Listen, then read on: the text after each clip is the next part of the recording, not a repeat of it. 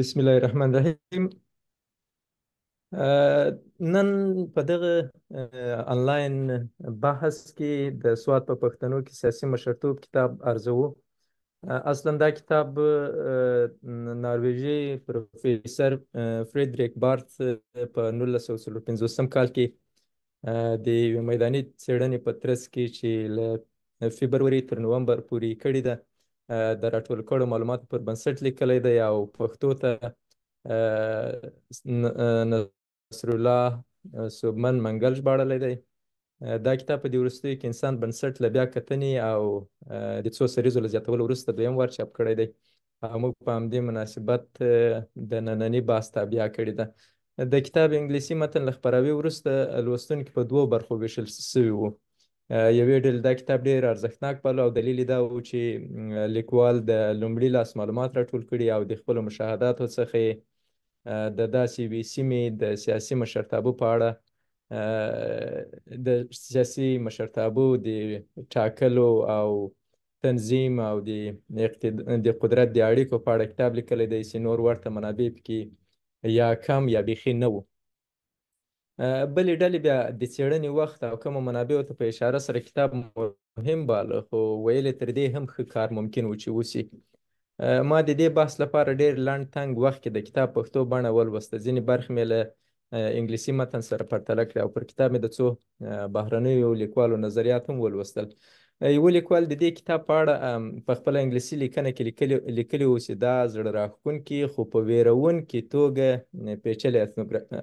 ایتنوګرافي ده. په ټوله کې دا د سوات په پښتنو کې د سیاسي مشرتابو ورې د مشرتابه د مدعیانو د خلکو ترمنځ د اړیکو د سیاسي وفادارۍ او شخصي ګټو د ښځو د مقام او ونډې او په سیاست کې د میراث او ملکیت پر ونډه د خپل ډول تر ټولو جدي بحث بلل کېدای شي. له نیکه مرغه نن په همدې بحث کې راسره ډاکټر عمر شریفي، ډاکټر عثمان خان، ډاکټر زاید علي شاه صاحب او قسیم زیر میلمانه دي چې ټولو ته د انسان بنسټ په استازیتوب هرکلی وایم. ډاکټر شریفي له باستن پوهنتون څخه په بشرپېژندنه کې دکتورا کړې ده. هغه اوس د همفري عامه اړیکو په مرکز کې څېړونکی، د افغان امریکایي پوهنتون استاد دی او د افغانستان د مطالعاتو امریکایي انسټیټیوټ کې د کابل د برخې مشر او ارشد څېړونکی دی. ډاکټر عثمان خان په چین کې د سن یات سین پوهنتون د ټولنپوهنې او بشرپېژندنې له څانګې دکتورا کړې او اوس د چین شیان نړیوالو مطالعاتو پوهنتون کې د شرقي او افریقایي مطالعاتو په څانګه کې مافوق دکتورا ترسره کوي. ډاکټر زاید علي شاه صاحب د جاپان په هیروشیما پوهنتون کې د نړیوالې سولې په برخه کې د دکتورا کاندید دی. هغه تر دې وړاندې د پښتونخوا د تیمورګړې د عالي تحصیلاتو په کالج کې د ټولنپوهنې د استاد په توګه پاتې شوی دی. هغه همداراز د اسلامیک ریلیف پاکستان ارشد څېړونکی او په قائد اعظم پوهنتون کې میلمه ښوونکی پاتې شوی دی. ښاغلی زیر د سویډن له سویډرتون پوهنتون څخه په فکري تاریخ کې ماسټري کړې او تر هغه وړاندې په سټاکهولم پوهنتون کې د تاریخ څانګه لوستي. هغه لیکوال او د تاریخ څېړونکی دی. خپلو څلورو واړو مېلمنو او د بحث ټولو ګډونوالو ته بیا هم ښه راغلاست وایم. په سر کې غواړم له خپلو څلورو واړو مېلمنو څخه په اوس وقت کې د دې کتاب پر ارزښت د دوی نظر واورم. جناب دکتر شریفی، از شما آغاز میکنیم. شما کتاب پروفسور بارت را مطالعه نمودید. به نظر شما اهمیت این تحقیق کوتاه برای جامعه کنونی ما چیست؟ به نظر شما یا مناسبات قدرتی که بارت در کتاب خود ذکر کرده است میتواند به نظم‌دهی جامعه از هم پاشیده و چند پارچه افغانستان امروزی کمک کند؟ سلام به همگی، تشکر از اینکه مرا دعوت کردین. وقتی که من سر کتاب فردریک بارت فکر میکنم، این یکی از محدود آثاری هست که فعلا سر پشتونای افغانستان تا بال حداقل در قرن 20 به شکل اکادمیک نوشته شده. سر پشتونا در کل پشتون افغانستان و پاکستان قدر بر من تفاوت زیاد ندارم و هر دوی از را جز یک کاتگوری از لحاظ ساختار اجتماعی یا اتنوگرافی میبینم. کتاب دکتر بارت برای اولین بار ما را در برابر یک اتنوگرافی بسیار پیچیده، دیگه از جزء الفبای اساسی مطالعات افغانستان شناسی هست. مثلا اگر ما دو کتاب بتوانیم سرش صحبت کنیم، اگر ما کوشش کنیم که بفهمیم که جامعه چطور اتنوگرافی مثلا جوامع پشتون رو در افغانستان بخوریم، ما زیادتر از 2 یا 3 کتاب بسیار عمده نداریم که در قرن 20 سرش فکر کنیم. اولیش که 1959 چاپ شد، 54 نوشته شد، 59 چاپ شد، که یک لیتوگرافی کلاسیک است از دکتر بارت است که زیادتر سر پشتونای سوات مثل یوسف زیا کار میکنه و بسیار در نمود تیوری فانکشنالیسم که در مو زمان یک تیوری حاکم امو زمان که کوشش میکرد پیدا کنه ارتباط بین بخشای مختلف اجتماع را چی کنم او را در طریق از او کوشش کرده که همین جامعه قبیله‌ای یا بحث همین سیستم قبیله را که ما بسیار یک تصور بسیار ناکافی و یک تصور بسیار ابتدایی ازش داریم، یا پیچیدگی های زندگی را توضیح کنم. دومین کتاب را که فکر کنم بسیار هیچ کس سرش کار نگاه چاپ نشده، فقط من حیث یک اثر دکترا باقی مونده از مرحوم دکتر علفشای زدران است، کو سر پشتون افغانستان است. سر پکتیا نوشته شده، سر یک لیگل انتروپولوژیست، یک انتروپولوژی حقوقی است که زیادتر سر مردم های زدران و زازی و این منطقه. امی 2 سند داریم که در جز آثار کلاسیک مک به حساب اساس مطالعات افغانستان شناسی در قرن 20 هست. البته کتاب فردریک بارت بسیار پیچیده است، یعنی زبان را که استفاده کرده چون خود از یک نروژی هست، درک از این حد حتی برای انگلیسی زبان‌های یا مشکل است، چون بس که آقای حمیم اشاره کردن ترمینولوژی، طرز بیان، طرز تحلیل تئوریکی را که مطرح کرده بسیار پیچیده هست، ولی در نهایت یک تصویری بسیار جالب برای ما میده، یک تصویری که من فکر کنم که ارتباط میگیره تا حد که آدم میتونه ارتباط بده به فضای امروز. ما یک تصویر یک اجتماعی را میبینیم که تقریبا در یک فضای حایل، در یک فضایی که ما او را میگیم که نه استیت کنترل هست و نه کمپلیت انارشی و انارشیزم است. بیان میکنه که چطور یک جامعه تانسته که از طریق مراوبت اجتماعی خود و ساختار قدرت طوری به وجود بیاره که یک نظم، رفاه و در نهایت هارمونی، سوشال هارمونی را که ما به انگلیسی میگیم، یک تعادل اجتماعی را در یک اجتماع وجود بیاره، در حالی که نفوذ یعنی ساختارهای قدرت که به طور مثال دولت مدرن تعریف میکنه بسیار نفوذ کم داره در این منطقه. ما برای اولین بار است میبینیم که سطح پیچیدگی را که چطور یک جامعه قبیلوی تانسته که یک سیستمی را به وجود بیاره که حداقل تا دهه 1950 تا اواسط قرن 20 که بعد از او پاکستان مستقیم این مناطق در کنترل خود گرفت، تا اشغال از این مناطق توسط پاکستانی ها، به اصطلاح اگر ما به حساب اصطلاح افغانستان سرش فکر کنیم، که چطور تانسته بودن که خود به حساب موبیلایز، یعنی هم خود بسیج کنن و هم بس خود سازماندهی کنن. ما در اینجا چیزی را که در این وقتی که آدم میره به حساب به شکل مقایسه میخوانه که کتابای دکتر زدران، علفشای زدران که رئیس فاکولتی علوم اجتماعی پانتون کابل بود، وقتی که آدم میره به شکل مقایسوی که هم یک آثار کلاسیک از دهه 70 نوشته شده و ایره بعد از که تجربه خود ما در جامعه بسا پشتونای افغانستان ایره مطالعه میکنه، ما وقت تقریبا آدم بسیار میتونه که از این من حیث یک تکست ابتدایی که بتانیم یک تصویر کلانتر داشته باشیم از مناسبات روابط قبایل بیان میکنه. چیزی که بسیار مهم است در این میبینیم که امروز تغییرات شده در جامعه افغانستان روز مطالعه میکنه که ما میبینیم که سیستمی را که پشتونا در کل قبایل پشتون مثلا بعد از قرن 16 که ما سندا داریم برش تانستن خود به شکل تنظیم کنن که در اینجا یک سلسله مراتب بسیار منظم قدرت از یک طرف و مخصوصا از طریق دیگه بحث تعادل اجتماعی را مطرح ساختن، که در این تعادل اجتماعی ما در اینجا میبینیم که مخصوصا در قبایل مثلا یوسف زیا با وجود که از لحاظ تاریخی بردورانی ها ما را بر نام بردورانی میگیم میارم، یا نه کرلان هستن نه غلزای هستن بلکه بردورانی ها میان ساختاری را که یا با وجود بودن، ما میبینیم که در اینجا در ساختار سلسله مراتبی نقش قدرتمندا یا خانها مطرح است، ولی نقش خانها یک نقش استبدادی نیست، یک نقش نیست که فقط دیکتاتوری باشه. در اینجا اساس گپ نوع منیجمنت، مدیریت و توزیع منابع هست که چطور خانهایی که کنترل دارن سر منابع تولیدی یا دوباره به طور مثال وقتی که منابع را به دست میارن یا چطور دوباره ایره به سطح پایینی به شکل اجتماع دوباره از طریق چیزی که ما به نام پیترونج سیستم میگیم که در اوج به حساب سیستم ملکیت هاست و سیستمی که به ارتباط اربابی که ما میگیم دوباره تقسیم میشه بین اجتماع که تقریبا یک تعادل ایجاد میکنه. یک تعادل که به حساب تئوری های آنتروپولوژی ما ایگالیتریان سیستم میگن یا سیستم موازی. در اینجا به طور مثال چیزی که نقش روحانیت مطرح هست در اجتماع پشتون در اینجا و یک نقش هست که نقش چی نیست، یک نقش روحانی ساختاری و انستیتوشنال نیست. در اینجا ما لینیج یا لینیج ها را میبینیم. لینیج ترجمه بسیار نزدیک لینیج که ما میبینیم اما نسب میتونیم بگیم که نسبی که میبینیم که روحانیت من حیث که یک ارزش روحانیت از ارتباط نسبی از میاد که یا مسئله سید مطرح هست یا پیرها مطرح هست که یا تقریبا در نقاط زندگی میکنن در اجتماع که یک نقاط هستند که بین دو طایفه یا دو گروپ یا دو خانواده که من حیث یک حائل باشند که هم به خاطر بحث رفع منازعات کار میکنن و از طرف یک بالانس ایجاد میکنن بین اجتماع. در اینجا ما چیزی را که در تئوری بارت ما بسیار جالب نمیبینیم موجود ملاها هست، ملاهای انستیتوشنال یا ساختاری. با وجود که در عین زمان مثلا دهه 50 میلادی وقتی که بارت این کتاب نوشته میکنه ما میبینیم که تمام مراتب دیوبندی در پاکستان مخصوصا در بین مناطق قبایلی پاکستان بسیار فعال است. در افغانستان قدر نیست ولی در پاکستان فعال است. ولی در ساختاربندی جامعه یوسف زیای سوات در پشتونای سوات ما میبینیم که نقش ساختارمند طبقه ملاها من حیث گروپ که حاکمیت دارن بسیار یا محدود است یا هیچ وجود نداره. در این سر مراتب بسیار مشخص چون نسب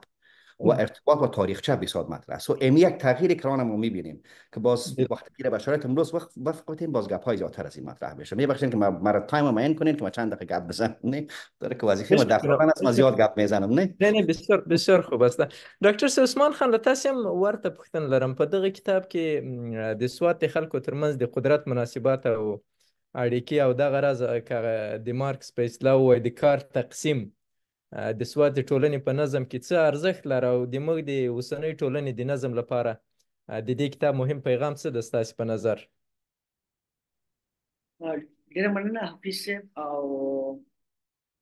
شریفي صاحب که په پښتو کې خبرې کړې نو موږ ډېرې زده کړې کړې وې خو زه anyhow د کتاب فریډریک بارت چې کوم کتاب دی پولیټیکل لیډرشپ امانګ د سوات پټانز یا د سوات خلکو کې د مشرتوب نو زه په خپله باندې دا کتاب د دې اوسني پروګرام دپاره زما څلورم ځل شو چې لکه زه دا کتاب ګورم او لکه زما یقین د چې کله هم دا کتاب ګورم نو لکه دې نه ماته نوې نوې آیډیاز نوې نوې سبق یا څه داسې نوي معلومات د ایتناګرافي لکه شریفي صاحب یو څو خبرو موږ پوه کړو چې هغه پوه شو چې هغه کلاسیک ایتناګرافي چې څه ته ویل کېږي کلاسیکل یا د خلکو په ژوند ځواک او د هغو متعلق معلومات راټولول او یو داسې دور کې چې هغه دور کې د پازیټیویزم ساینس یو عروج روانو او په ساینټیفیک اصولو باندې ساینټیفیک نه بلکې په ساینټیسټیک اصولو باندې دنیا ته د یو لیبارټرۍ په دغه باندې کتل چې لکه کلتور څه ته وایي ټولنه څه ته وایي هغې کې په دغه وخت کې د فریډریک بارت داسې کتاب منځته راوړل او بیا دغه د برطانیې د یونیورسټۍ نه دلته راتلل او داسې قسم ریسرچ کول او داسې یو ځای ته تګ چې هغه ځای په هغه دور کې هم د برټش امپایر یو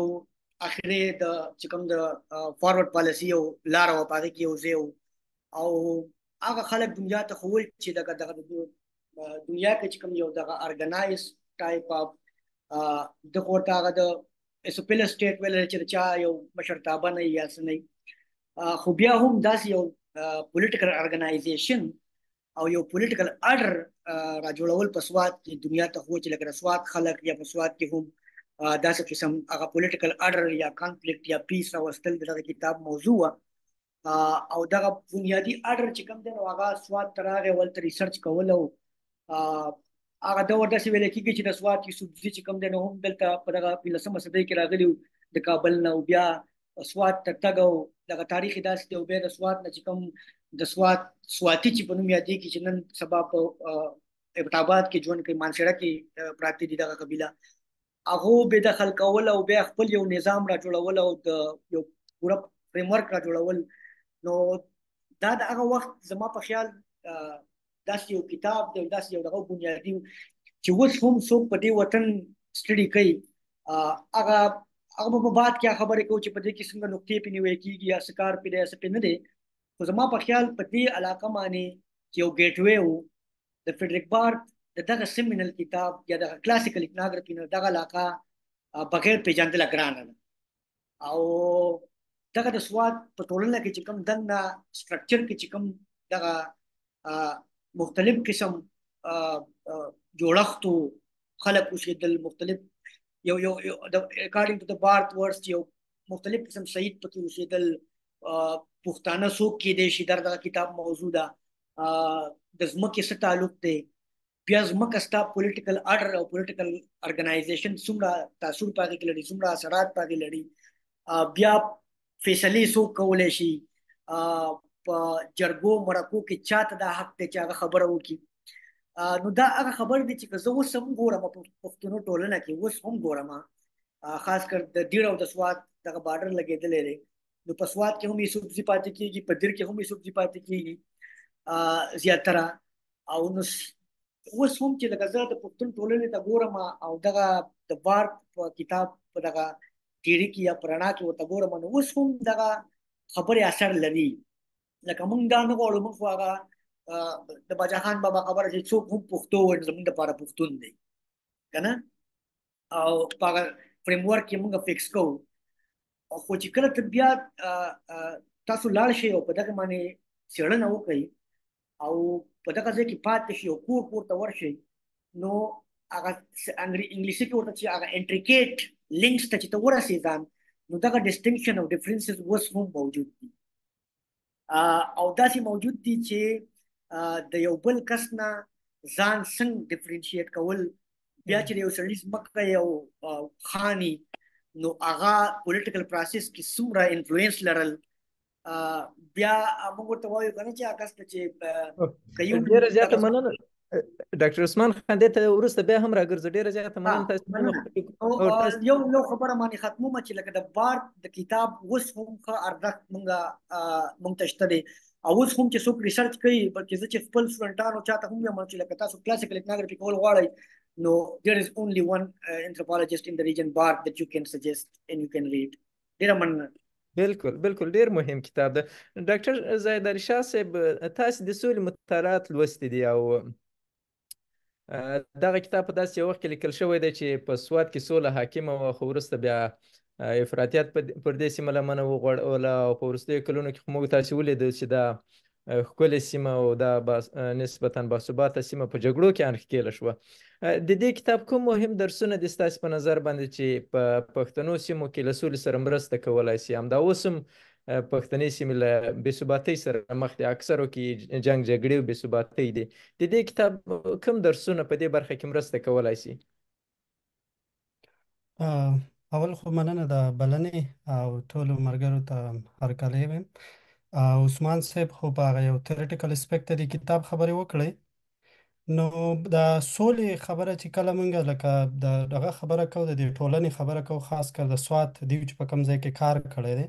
نو دیو کوشش دا کار کړی دی، دیو چې کوم فیلډ و هغه و پولیټیکل انتروپولوژي، په سیاست مطلب چې دغلته کې چې کوم دی نو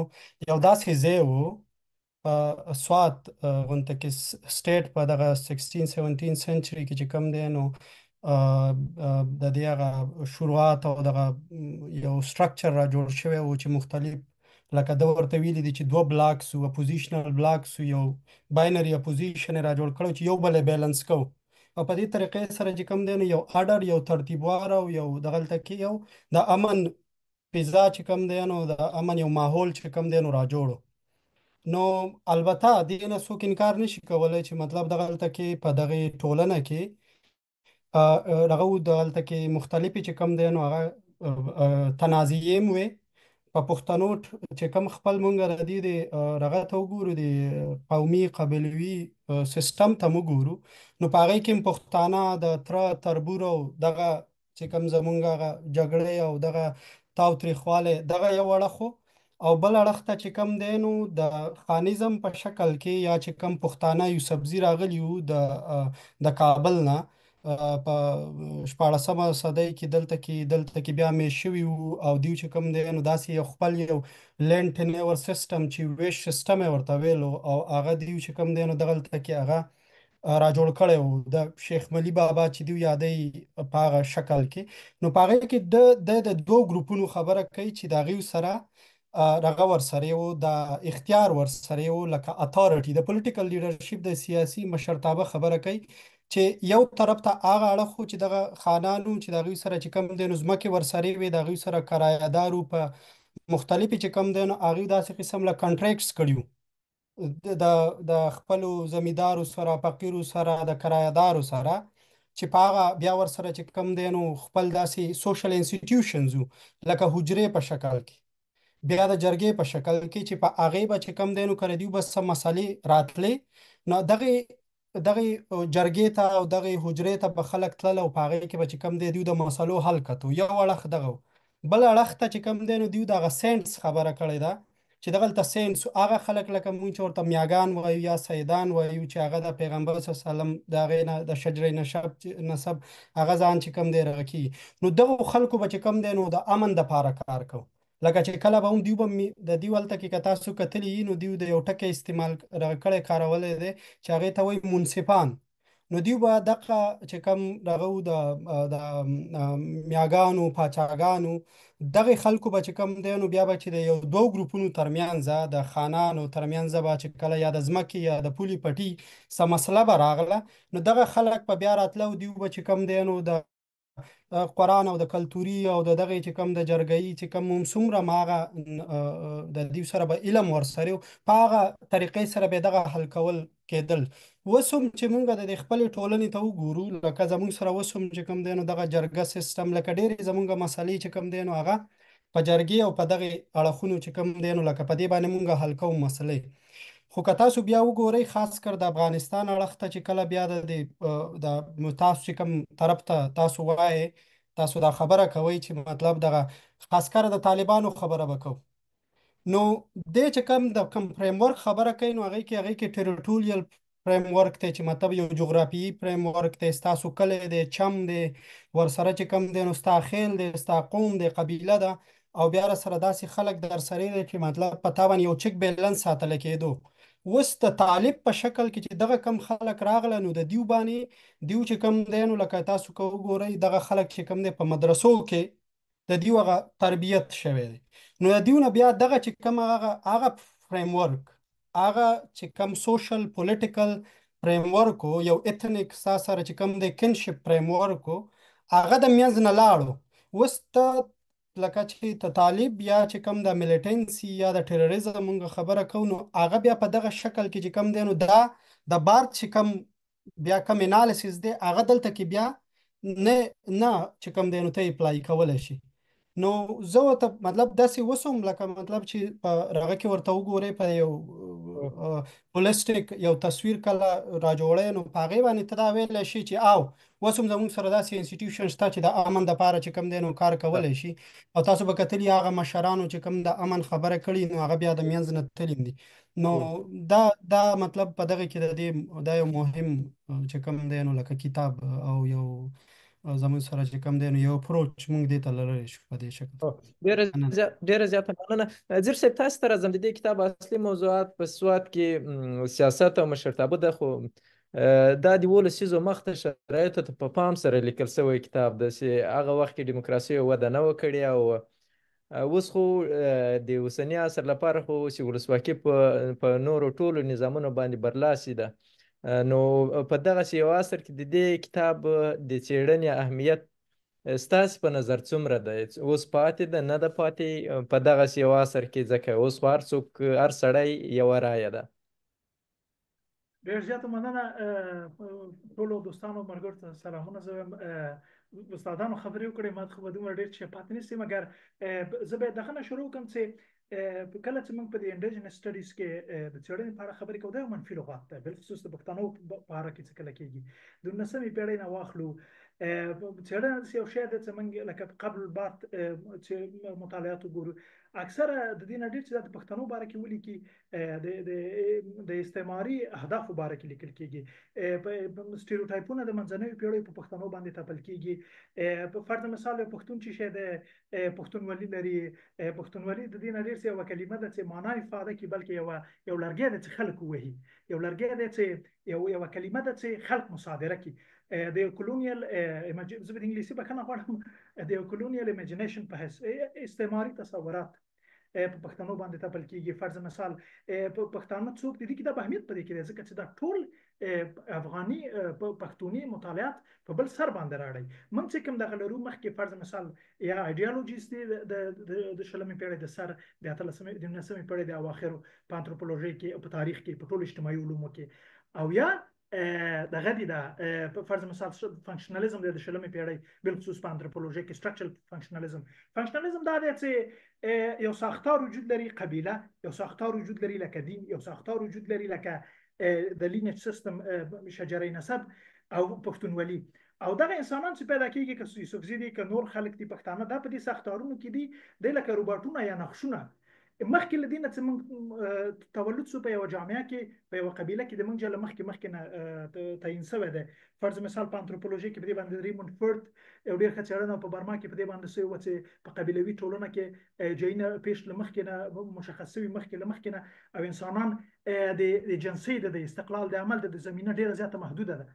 مګر د بارت کتاب دا کیسه ټوله په بل مخ راړی بارت لومړی سړی دی چې د جدي څېړنه کوي د لومړی سړی دی چې د ماده ناچیزو معلوماتو پر اساس باندې چې د ده څېړنه ساحوي ده د ده څېړنه امپیریکه ده د ده څېړنه په له نورو ماخذونو باندې له نورو تصوراتو نه ډېر له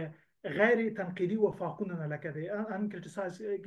کنسنسس نه ډېره په ساحوي څېړنه باندې ولاړه ده د لومړی یوه لکه مخکې چې شریفي صاحب ویلې لومړی یوه عملي څېړنه ده چې موږ لرو د پښتنو په اړه باندې په هغه علمي مفهوم باندې مګر هم بارس چې دی د پښتانه له قبیلې راوباسي د پښتونولۍ راوباسي پښتنو ته یو ایجنسي ورکوي پښتون سړی عوام سړی او پښتون خان چې په کلي کې دي طبعا زه به وروسته نقد ته راځم د دې رابطه چې دا داسې نه ده چې فرض مثال یو پښتون سړی چې په قبیله کې پیدا شي او د پښتونولي لري او د ننګ لري او ناموس لري او غیرت لري او فرض مثال ډېر زیات خطرناک سړی دی او مخکې پښتونولي د عقل په حیث بلکې دا سړی چې دی د یو ډېر فعال سیاسي ایجنټ دی یو عام پښتون دی کولی شي یو مستقل عمل وکړي دی کولی شي نن دې خان صاحب سره رابطه ونیسي سبا د یو بل خان سره نو لکه څنګه چې د ما استادانو مخکې عرض وکړی د بارت کتاب هم یو لوی تغییر دی په انثروپولوژي کې هم یو لوی تغییر دی د افغانستان په مطالعاتو کې په انثروپولوژي کې دا په دې دی چې کله شلمه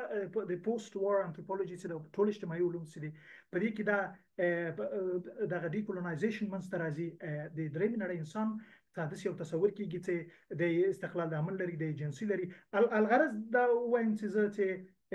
دا د ډیکولونایزیشن باندې د اورینټالیزم د پوسټ کولونیالیزم سره دغه نشي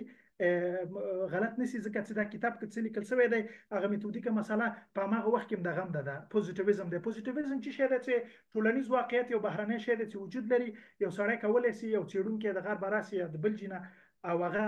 یو معلوم واقعیت دی چې دی کولی شي کشف کړي او خلکو ته دغه کې دا پیش کړي نو په دې حساب باندې دا کتاب لکه تاسو پوښتنه وکړه میم صاحب په دې حساب باندې دا کتاب زوړ دی معاصر انثروپولوژي په 13 کلونو کې په بنیادي ډول باندې تغییر کړی دی نه یوازې چې انثروپولوژي بلکې انټلیکچوال هیستوري ټول هیومانیټیز بشري اجتماعي علوم په ډېر بنیادي ډول باندې تغییر شوي دي لکه فرض مثال موږ لوی اپیستمولوژیک تغییرات شوي او فرض مثال پوسټ موډرن ټرن دی پوسټ کلچرزم دی ریفلیکسیو ټرن دی فرض مثال د انثروپولوژي کې الخصوص نو لینګویسټیک ټرن ټول نه ډېر مهم کلچرل ټرن دی چې کلچر چې دی دا ډېر بنیادي شی دی فرض مثال ژبه چې ده واقعیت جوړونکي د نو واقعیت تشریح کوونکي نو په دې حساب باندې دا کتاب زوړ دی په اویا کاله په اجتماعي علومو کې ډېر زیات عمر دی 20 کاله په خلکو ډېر زیات عمر دی مګر نوې په دې کې دی چې دا کتاب د ټول زاړه روایت په خلاف سي یو نوې په دې کې دی چې دا کتاب صحوي څېړنه باندې ولاړ دی دوه او ډېر زیات مهم په دې کې دی چې دا کتاب نه یوازې یو کتاب دی چې موږ په بحث کوو موږ په انثروپولوژي کې د خاص دورې په اړه کې غږیږو ټول لوی انثروپولوژیک دادان لوی خلک لکه طلال اسد لکه سید اکبر احمد لکه لویس دوپری فرض مثال لیند هولم دې خلکو په دې بحث باندې په دې کتاب کې ډېر زیات برخه اخیستې ده په دې باندې بحثونه شوي دي سید احمد ډېره زیاته مننه ډېره زیاته واقعا مننه. خبره وکړم چې دا کتاب نن هم ستاسې پوښتنې لپاره ډېر مهم دی. دا کتاب نن هم په استکهلم کې په انتروپولوژي په تیوري بخش کې تدریسیږي. دکتر صاحب شریفی، تقریبا عین پرسش از شما هم دارم، اما شما اگر به بحث منتقدین این کتاب رو بپردازین بسیار خوش میشیم. بعضی ها میگه که این کتاب در مدت زمان بسیار کم نوشته شده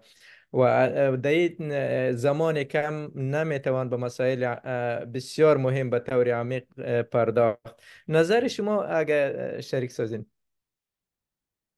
در کل وقت که سر کتاب بارت ما فکر میکنیم، یک کتاب کلاسیک است. مثل که ما کل آثار کلاسیک در میخوانیم، باید ایره مطالعه کنیم، چون یک دوره زمانی خاصه، یک فکر خاصه، یک تیوری خاصه مطرح ساخته بود. ولی برای بر ما، چون مثلا در تمام صنفایی که ما تدریس میکنم، کتاب بارت بر ما بسیار مهم است، بخاطر که با وجود تمام انتقاداتی که سر کتاب بارت است، بسیار مهم است که محصلین یا کسایی که سر افغانستان شناسی کار میکنن امی سلسله مراتب مطالعات ببینن که چه قسم مطالعات شکل گرفت. مثل که زیر صاحب اشاره کردن، ما امروز در یک مرحله تئوریک مطلق نو قرار داریم که به نام دیکولونایزیشن یاد میشه.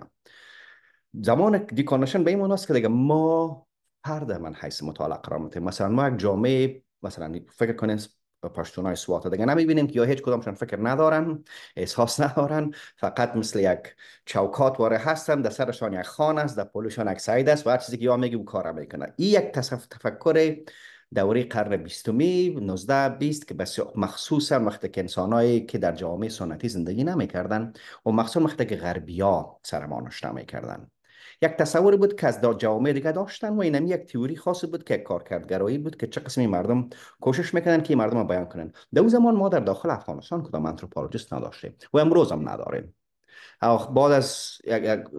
در دهه 70 80 در دهه 70 یک گروه وقتی که سر افغانستان میگه، مقصدم از خارجی ها نیست، مقصدم از خود مردم افغانستان است. با دهه 60 و 70 یک تعداد بسیار محدودش مطرح شدن، برآمدن. دکتر نظیف شهرانی است، دکتر اشرف غنی هست، سید اسکر موسوی هست، سمزن نوید هست، چند نفر است که میبرند و تا مثال ولی دوره جنگ شروع میشه و باز کل چیز استاپ میشه. بعد از اوایل قرن 20 21 که نسل ما بیرون برآمد، نسل ما دیگه بسیار رابطه محدود داره با اون دورانی که در گذشته افغانستان را تعریف کرده بود. ما کوشش کردیم که افغانستان منایسه با انسان محور بشناسیم. انسان محور به معنی دموکراسی نیست بابا. یکی دیگه، ما یک کسی که یک در جز جامعه قبیله‌ای است، میره مطلق یک کسی فکر نمیکنم که چشماش بسته است و نامش ماندن پشتونولی و هر طرف میره و هر کار میکنه نمیکار. این فکر داره، ارتباطات داره، این تماس داره، این سفر میکنه، این مطالعه میکنه، این تلویزیون میبینه، این بیاد رادیو را میشنوه. به تدریج از زیر با یک دید بومی، یک دید اندیجنس سر مردم افغانستان بودیم. اما کاری که بارت کرد، حداقل برای من چیزی که مهم است، بارت اولین دفعه برای من یک تعریف قبیله را میده که قبیله چی است. پیش از اون ما قبیله را همیشه فکر میکنیم یک چیز بوده که همیشه از اول وجود داشته تا آخر وجود خواهد داشت. قبیله را ما یک عنصر تنها بیولوژیک فکر میکنیم که کلگی به هر مثال فرزندای یک پدر هستن. ولی مثلا بارت وقتی که بازی را کتب آثار دیگه بارت مادام کتب بصیری ها سودان یا اتنیسیتی بارت، وقتی که میخوانیم متوجه هستیم که بر ما شکل و ساختار و روند را که یک قبیله شکل میگیره امیر بیان کرده که فعلا یک تعریف استاندارد هست هنوز هم. باز مثلا وقتی که ما میگیم که یک اتنیک گروپ چیست یا یک قبیله چیست، اینمی تعریف چی است، ایره برای ما بارت میگم. از او خاطر ما در تمام محصلین که ما در پانتون یا یک جای درس میخوانن، ما برایشان امی کتاب همیشه میگم که شما ایره مطالعه کنید، بخاطر که یک دید عمومی را میده. اما ما دیگه در دنیای نو هستیم فعلا و ساختار قبیله‌ای را که بارت در دهه 30 و 40 و 50 میلادی دیده بود، او ساختار دیگه در افغانستان و در پاکستان هم تغییر کرده. ما در اولین بار یک پدیده داریم به نام یک دین که دین دیگه من حیث یک عقیده نه، بلکه من حیث یک ایدئولوژی مطرح میشه. ما میبینیم که منطقه بسیار مسلح میشه. ما میبینیم که حکومت‌های نیشن استیت پاکستان و نیشن استیت افغانستان هر دوش کوشش میکنه که مناطق قبایلی در کنترل خود داشته باشه. ما میبینیم که بحث نشنالیسم، پشتونیسم، پشتونگرایی به وجود میاد. ما میبینیم که نشر اسلامگرایی به وجود میاد. یعنی تمام افکار متفاوت به وجود آمد که دیگه او ساختار سنتی و قدیمی و کلاسیک قبیله را تعریف میکنه و تغییر کرده. چیزی که حداقل اما گپ آخر من نظر به خود سوالت، ما یک با یک آثار مواجه هستیم که یک طرز فکر خاص، یک طرز تئوری خاص منشأ گرفت. نسل ما با او تئوری کمتر خود احساس میکنه و ما کوشش میکنیم که با استفاده از فضایی که امروز وجود داره دوباره با استفاده از ما چیزی که میگیم منم دیکالونایزیشن اف متدولوژی، ما متدولوژی تحقیق پذیره کوشش میکنیم تغییر بدیم و با یک شکل نو که زیادتر در او عنصر خود ما بومی های افغانستان مطرح بسازیم تا اینکه فقط یک چند نفر غربی آره. تشکر جناب دکتر صاحب. دکتر صاحب عثمان خان دغه بارت په خپل کتاب کې هغه د په 1950 کلونو کې د سوات په ټولنه کې سیاسي وفاداري په اړه لیکي چې دا په شخصي ګټو ولاړه و. دی وایي چې دلته مثلا خلک د شخصي او ګروپي ګټو ترمنځ عیناً هغسې توپیر کولی شي لکه په اروپایي ټولنه کې چې کولی شو. اوس ستاسې په نظر د پښتنو په ټولنه کې یا د افغانانو په ټولنه کې په ځانګړي ډول د سوات په ټولنه کې دغه د قدرت او سیاست مناسبات څنګه دي؟ اوس خو ځینې نور فکټورونه لکه ډاکټر صاحب شریفي هم ورته اشاره وکړه، مثلا مذهب هم د ایډیالوژي په توګه باندې ورباندې حاکم شوی دی، ځینې نور فکټورونه هم تغییر کړی دی. دغه مناسبات اوس څنګه تاسې ارزوئ؟ څنګه دي؟ څنګه چې شریفي صاحب اشاره وکړه، بارت هم په خپل کتاب کې دوه کسان ډېر زیات دا کړي چې یو د پښتون چیپس چې کوم دي چې موږ خانان وایو، او یو چې کوم ساينس ګروپ ته کوم چې دا د مذهبي پېشوا یا مذهبي ایلیمنټس لري. اوس هم که موږ په 2023 کې وګورو نو دا هم هغه دوه طبقې دي اوس هم چې دغه پاکستاني ریاست بنیادي طور باندې د انګریز نه زده کړه کړې ده، او هغه دوه طبقې اوس هم دی د خپل شخصي ګټو لپاره ریاست هم، او دغه دوه طبقې چې خاص کر دي نو د هغو د خپلو شخصي ګټو لپاره هم دغه ریاست ته په مختلفو طریقو باندې ایز ا انسټرومنټ کار کوي.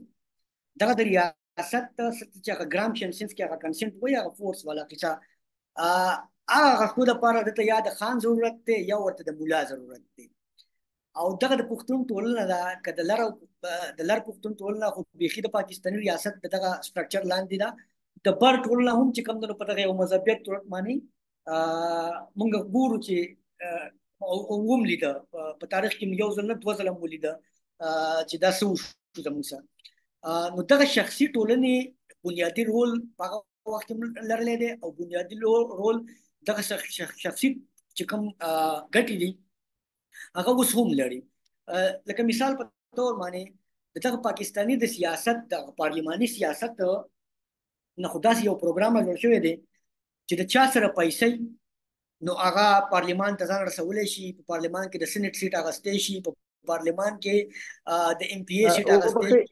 وبخښئ مداخله کوم، دلته بارت بیخي واضح هلته د غنمو مثال ورکړی دی چې خانانو به ډېر غنم لرل او له هغه خاطر به خلکو ته ډوډۍ ورکول او په همدې به یې بیا سیاسي وفاداري اخیست. بالکل دغه بنیادي خبره چې کوم ده دغه دسترخوان ده که نه. لکه موږ اوس هم په خپل سیاسي ټولنو دا کې غونډو کې دا خبره کوو یاره دا سړی چې کوم دی دا ډېر غټ دسترخوان لري. مطلب دا دی چې دا سړی انفلوئنس کوي خلک تھرو his economic terms. لکه ډېر په ښکاره طور باندې پیسې ایښلی کېږي نن سبا خلکو ته ورکړلی کېږي، په سیاسي غونډو کې شرکت کول په پیسو باندې کېږي. 15,000 روپۍ 10,000 روپۍ ورکول د یو سړي نه د ووټ رایه اخیستل دا لکه ډېره نارمل خبره ده په کوزه پښتونخوا کې یا په پاکستاني ریاست کې. او په هغې په طریقه باندې چې کوم موږ به څه ته وایو چې کوم هغه رښتونی سیاست دی، چې کوم جنون سیاست دی چې د قوم او د ولس په ګټه تمامیږي، هغه وازونه شاته تللي دي، هغه وازونه تاریخي طور باندې شاته پاتې شوي دي. او هغه خلک چې د هغو دسترخوان غټي هغو پیسې ورکولی شي یا د بار په ژبه کې چې هغو سره په غنم ډېرو ځمکه به یې ډېره وه، هغه خلک رامخکې شوي دي. البته یو نوی چینج د دغې جنګ نه بعد یا د دغه انګریز د تلو نه بعد په پاکستان کې دا راغلی چې د بار دغه دوه کلاسونو سره یو بل کلاس هم منځته راغلی چې هغې ته موږ دا ووایو چې یو پولیټیکل یو بیروکریټیک کلاس راغلی دی. نو یوازې چې چا غنم او ځمکه ډېر نه بلکې چې پاکستان کې په یو غټه څوکۍ باندې دا نوکري کوي یا چې ته یو سیکرټري یا یو جرنیل یادای، نو د هغه هم هغومره انفلوئنس دی څومره چې د ملک ملک او د خان دی. او که تاسو ته تاریخ ته موږ لږ هم شاته لاړ شو، نو دغه دغه زمونږ چې کوم سیمې وي د انګریز په دور کې څه ته به چې یاغستان وایو یا فارمر پاټا به ورته ویل، او څه چې زمونږ پرنسلي سټیټ و لکه دیډ او سوات او نور ځایونه، نو دا یې انګریزانو د دغه ملکانانو په ترو باندې او د دغه خانانو په ترو باندې څه کړي، کنټرول کړی وي، هغه انډایرکټ رول چې ورته وایي. نو په هغې کې پښتونولۍ هم یو کردار لوبولی و چې یاره د پښتنو داسې یو رواج ده چې بس دا دنیا کې بل نشته، او دیو په خپله باندې ځان چې کوم دی نو ګوان کوي، او دیو ته بالکل لکه دا هغه شیزونه پاکستاني ریاست اوس هم ایکسپلایټ کړي. لکه موږ به دا خبره وکړو لکه په 2000 چونکې خبر د سوات کېږي، نو په 2009 اتم کې چې په سوات کې کوم طالبانایزیشن راغی، او هغه خانان چې هغه د دغه ریاست د دغه پراجیکټ سره خلاف چې دغه ریاست دغه پراجیکټ هغه داسې په یو شک په نظر کاته چې دا یو لوبه زما په وطن را جوړه ده، او دغه وطن چې بیا بلې پښتونخوا ته یو پروګرام جوړول او دغه بفر زون ټو بفر زون ولا خبره چې کوم روانه وه، نو دغه سو کال طالبان به ورته موږ وایو یا چې کوم سټیټ نان سټیټ اکټرز وو، هغه هم په سوات کې هغه خانان ټارګیټ لل کم خانان چې دغه پراجیکټ خلاف ډیره افضل مننه. خان لاله موږ سره شته دی کنه، هغه خانان په سیاست کې پاتې شو، هغه خانان فایده کې پاتې شو، چې د ریاست دغه پراجیکټ سره لکه ځان ازادي ټیک ده. نو تاسو خبر لازم خبر ختموم چې دا یو اوس هم ډېر شخصي ګټې اوس هم ډېر رول لري، او دغه شخصي ګټې چې زموږ وطن ته ډېر غټ تاوان د وطن په یو غوا کې پروت دی، که کوز دی کبر دی. ډېره مننه. مننه، سلامت اوسئ. د ډاکټر زاهد علي شاه صاحب دغه افراطیت ډاکټر سه عثمان خانم اشاره وکړه، دا افراطیت څومره لوی سرخوږی ده دغه د پښتنو د ټولنې لپاره یا د افغانستان د ټولنې لپاره همدا اوس تاسې ګورئ چې مثلا په افغانستان کې هماغه افراطیت حاکم ده چې مخکې ډاکټر سه عثمان خانم یادونه وکړه، دا د پښتنو په ټولنه کې یا مثلا د افغانستان په ټولنه کې له ډیورنډ دې خواته او هغې خواته د قدرت د مناسباتو په خرابوالي کې او د نظم په له منځه وړلو کې څومره رول لري؟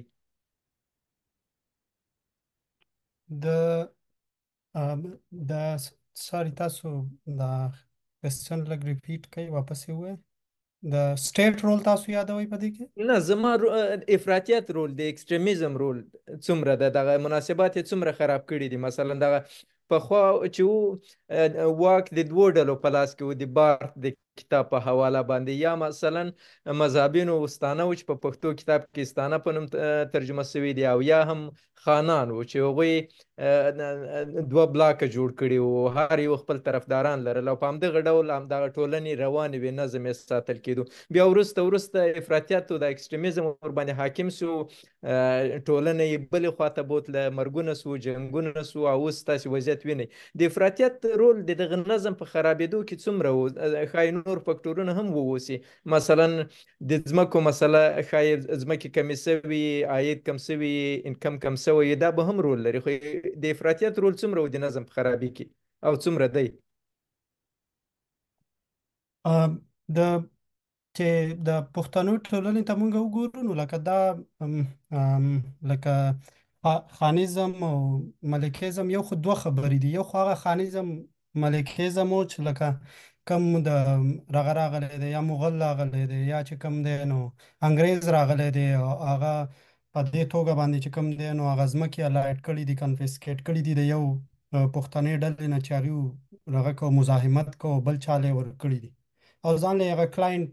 ریلیشن جوړ کړی دی. یو خو دغه اړخ و. بل دغه اړخ چې څنګه عثمان هم د ډاکټر عثمان دغه خبره وکړه چې داسې یو لکه پښتنو چې کوم مشرتابه دی، لکه د چیپ خبره چې دلته کېږي، کوم چې بارت خبره کوي، نو هغه داسې نه و چې لکه سړی دا ووایي چې لکه دا هغه خانانو یا هغه ملکانانو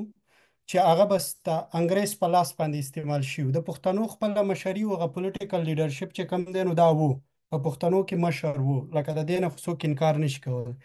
بل یو دې کې بل اړخ دلته کې چې کوم دی نو چې کله موږ د هغه خبره کوو، د دې مذهبي خلکو د سینټس خبره کوو،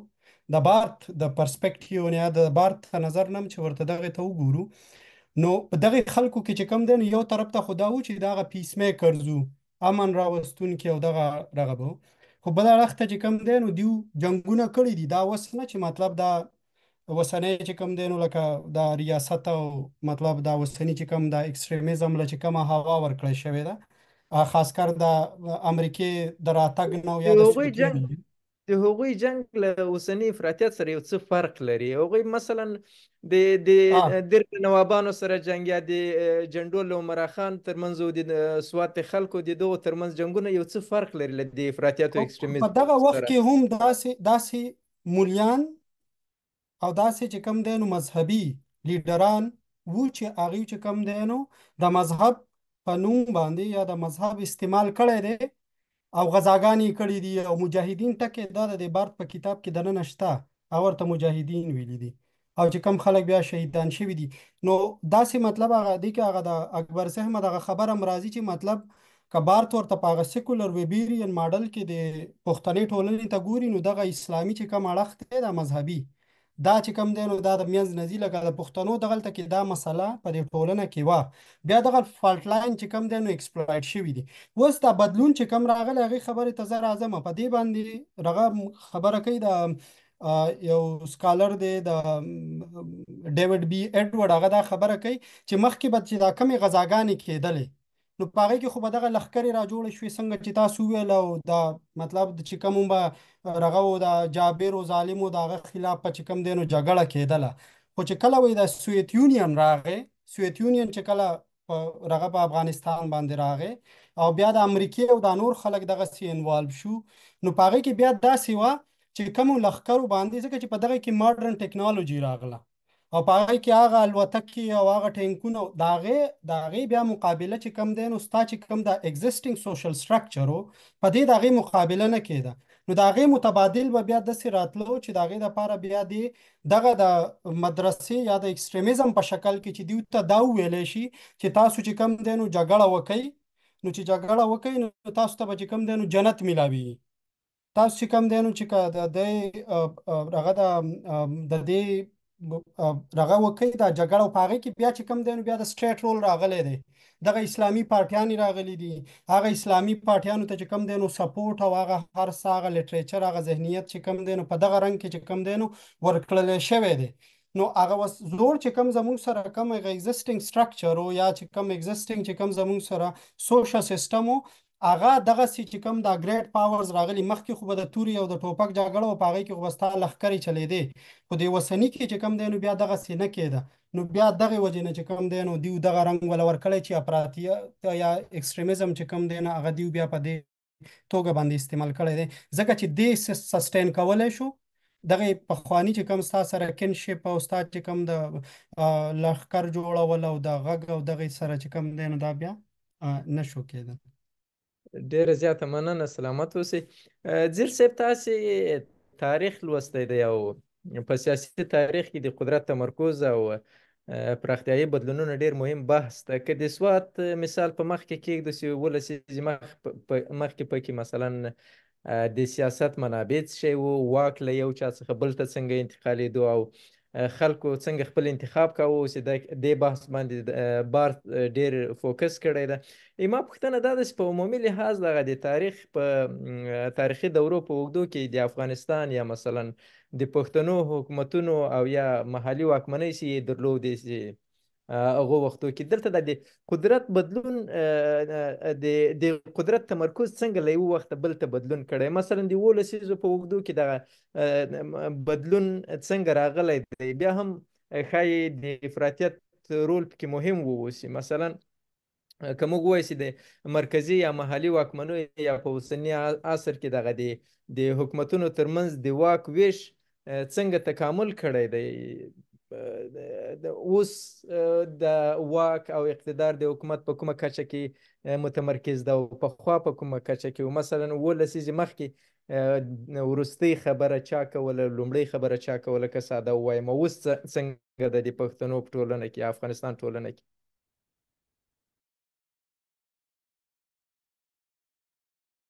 ډیره مننه امیم صاحب. دا خو سخته پوښتنه ده، ما دپاره څه زیات کوم او دا اویا کاله ډېر مشکل دی. زه به داسې ووایم چې په ډول د قدرت پخوانۍ جامعې اداره کول ډېر اسانه ده. جامعه مغلقه نه ده په دې ډول باندې لکه نن څه ده. تصور د قدرت په جامعه کې قدرت په څو ځایونو کې ډېر زیات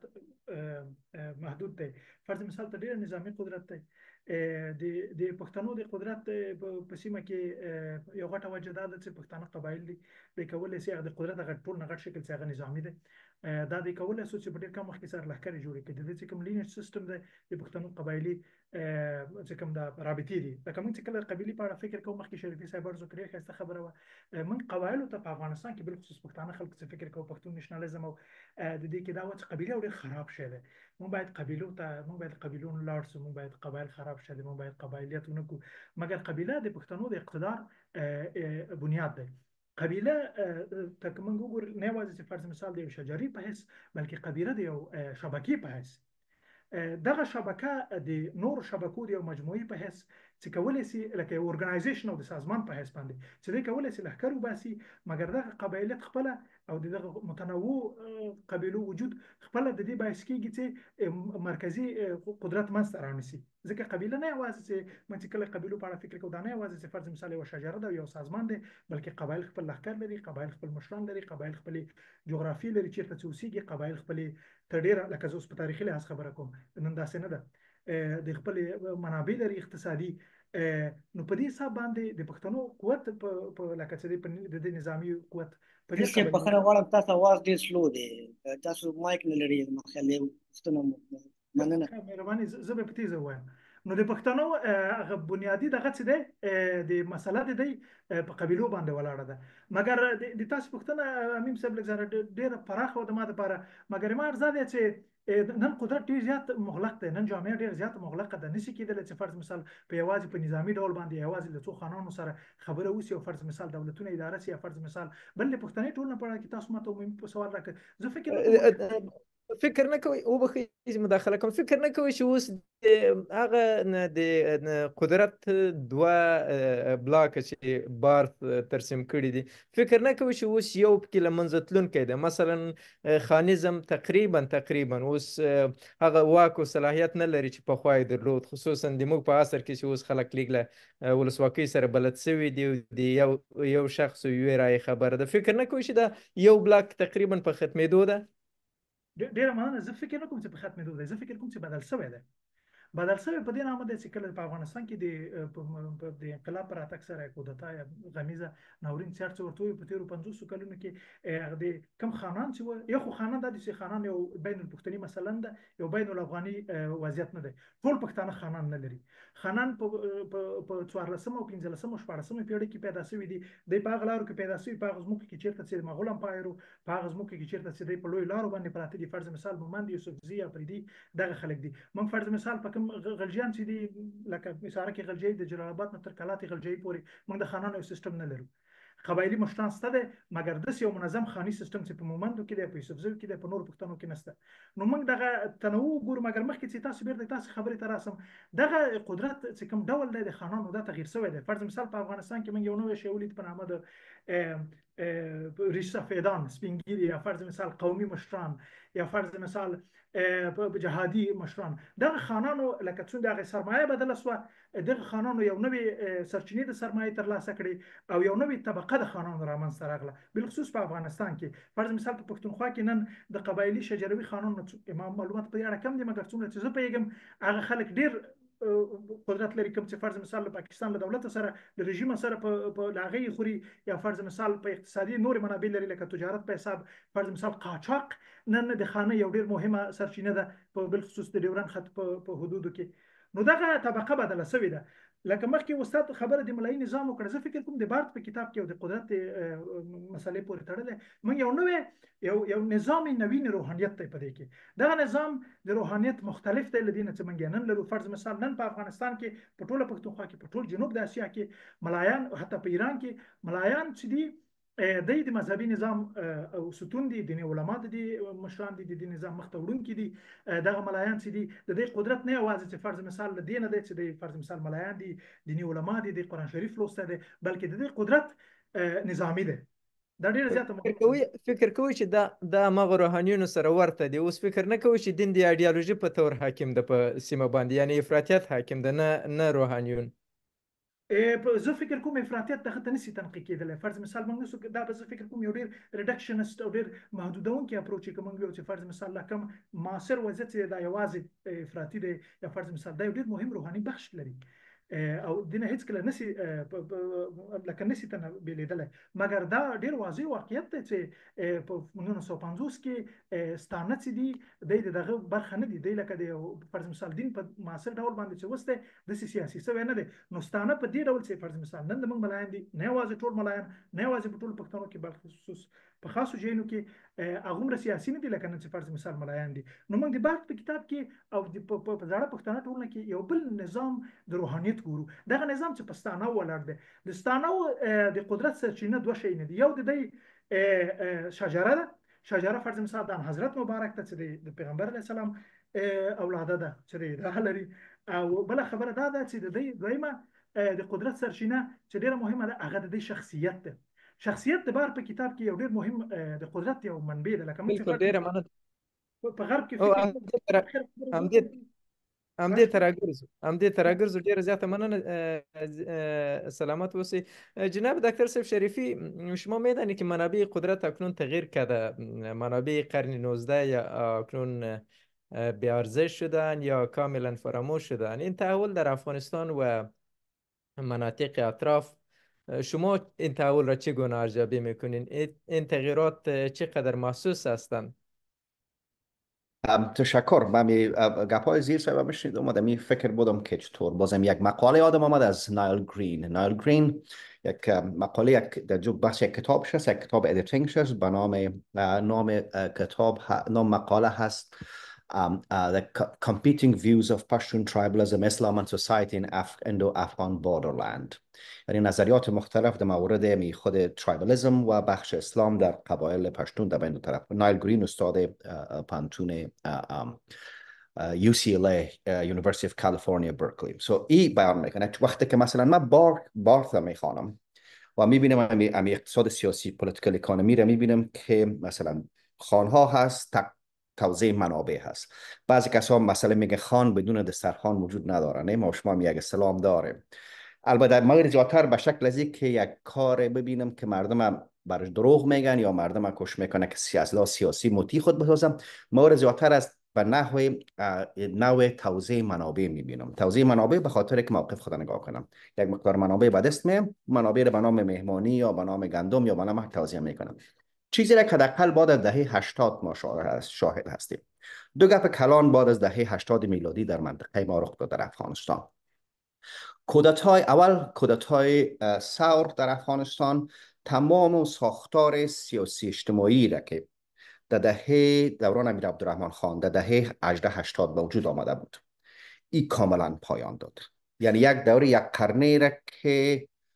یک سیستم ساختار اقتصادی، سیاسی، فکری و یک سلسله مراتب به طور مثال یک اشرافیت، آریستوکراسی، یک نوع دید متفاوت بود که ریشش که عبدالرحمن خان شروع میشد در جریان قرن 20 دوره مصاحبان شکل میگیره. در افغانستان این گپ پایان میافته. با پایان یافتن از این گپ ما داخل یک مرحله میشیم که تا امروز کوشش میکنیم که پیدا کنیم که مشروعیت نظام در چی هست. همزمان با یک پدیده دیگه در منطقه ما رخ میده که بر اولین بار در تاریخ حداقل بعد از قرن 15 بر اولین بار پولیتیکل اکانومی ما تغییر میکنه. ما با یک پدیده مواجه میشیم به نام کش، پول نقد. تا او زمان به طور مثال پول نقد به شکلی که در منطقه سرحدی افغانستان پاکستان سرازیر میشه، چی به نام جهاد، چی از طرف روسا یا امریکایا، سعودیا، پاکستانیا، هر کس دیگه. مقدار پولی که به طور مثال وقتی که ببینم اقتصاد پیش از دهه 80 منطقه قبایلی را که بسیار خوب در کتاب زدران تشریح شده، بخاطر کتاب زدن لیگل اکانومی پولیتیکال و اینا مثلا بعد از دهه 80 دهه 90 یا ببینم مثلا چندین ده ها میلیارد دلار که بین دهه 80 تا امروز مخصوصا بعد دهه 80 تا آمدن امریکایی‌ها در 2001 در منطقه تزریق شد، داخل شد. این تمام ساختارهای قدرت، ساختارهای فکری را، ساختارهای اجتماعی ما را تغییر داد. برای اولین بار یک آلترناتیو، یک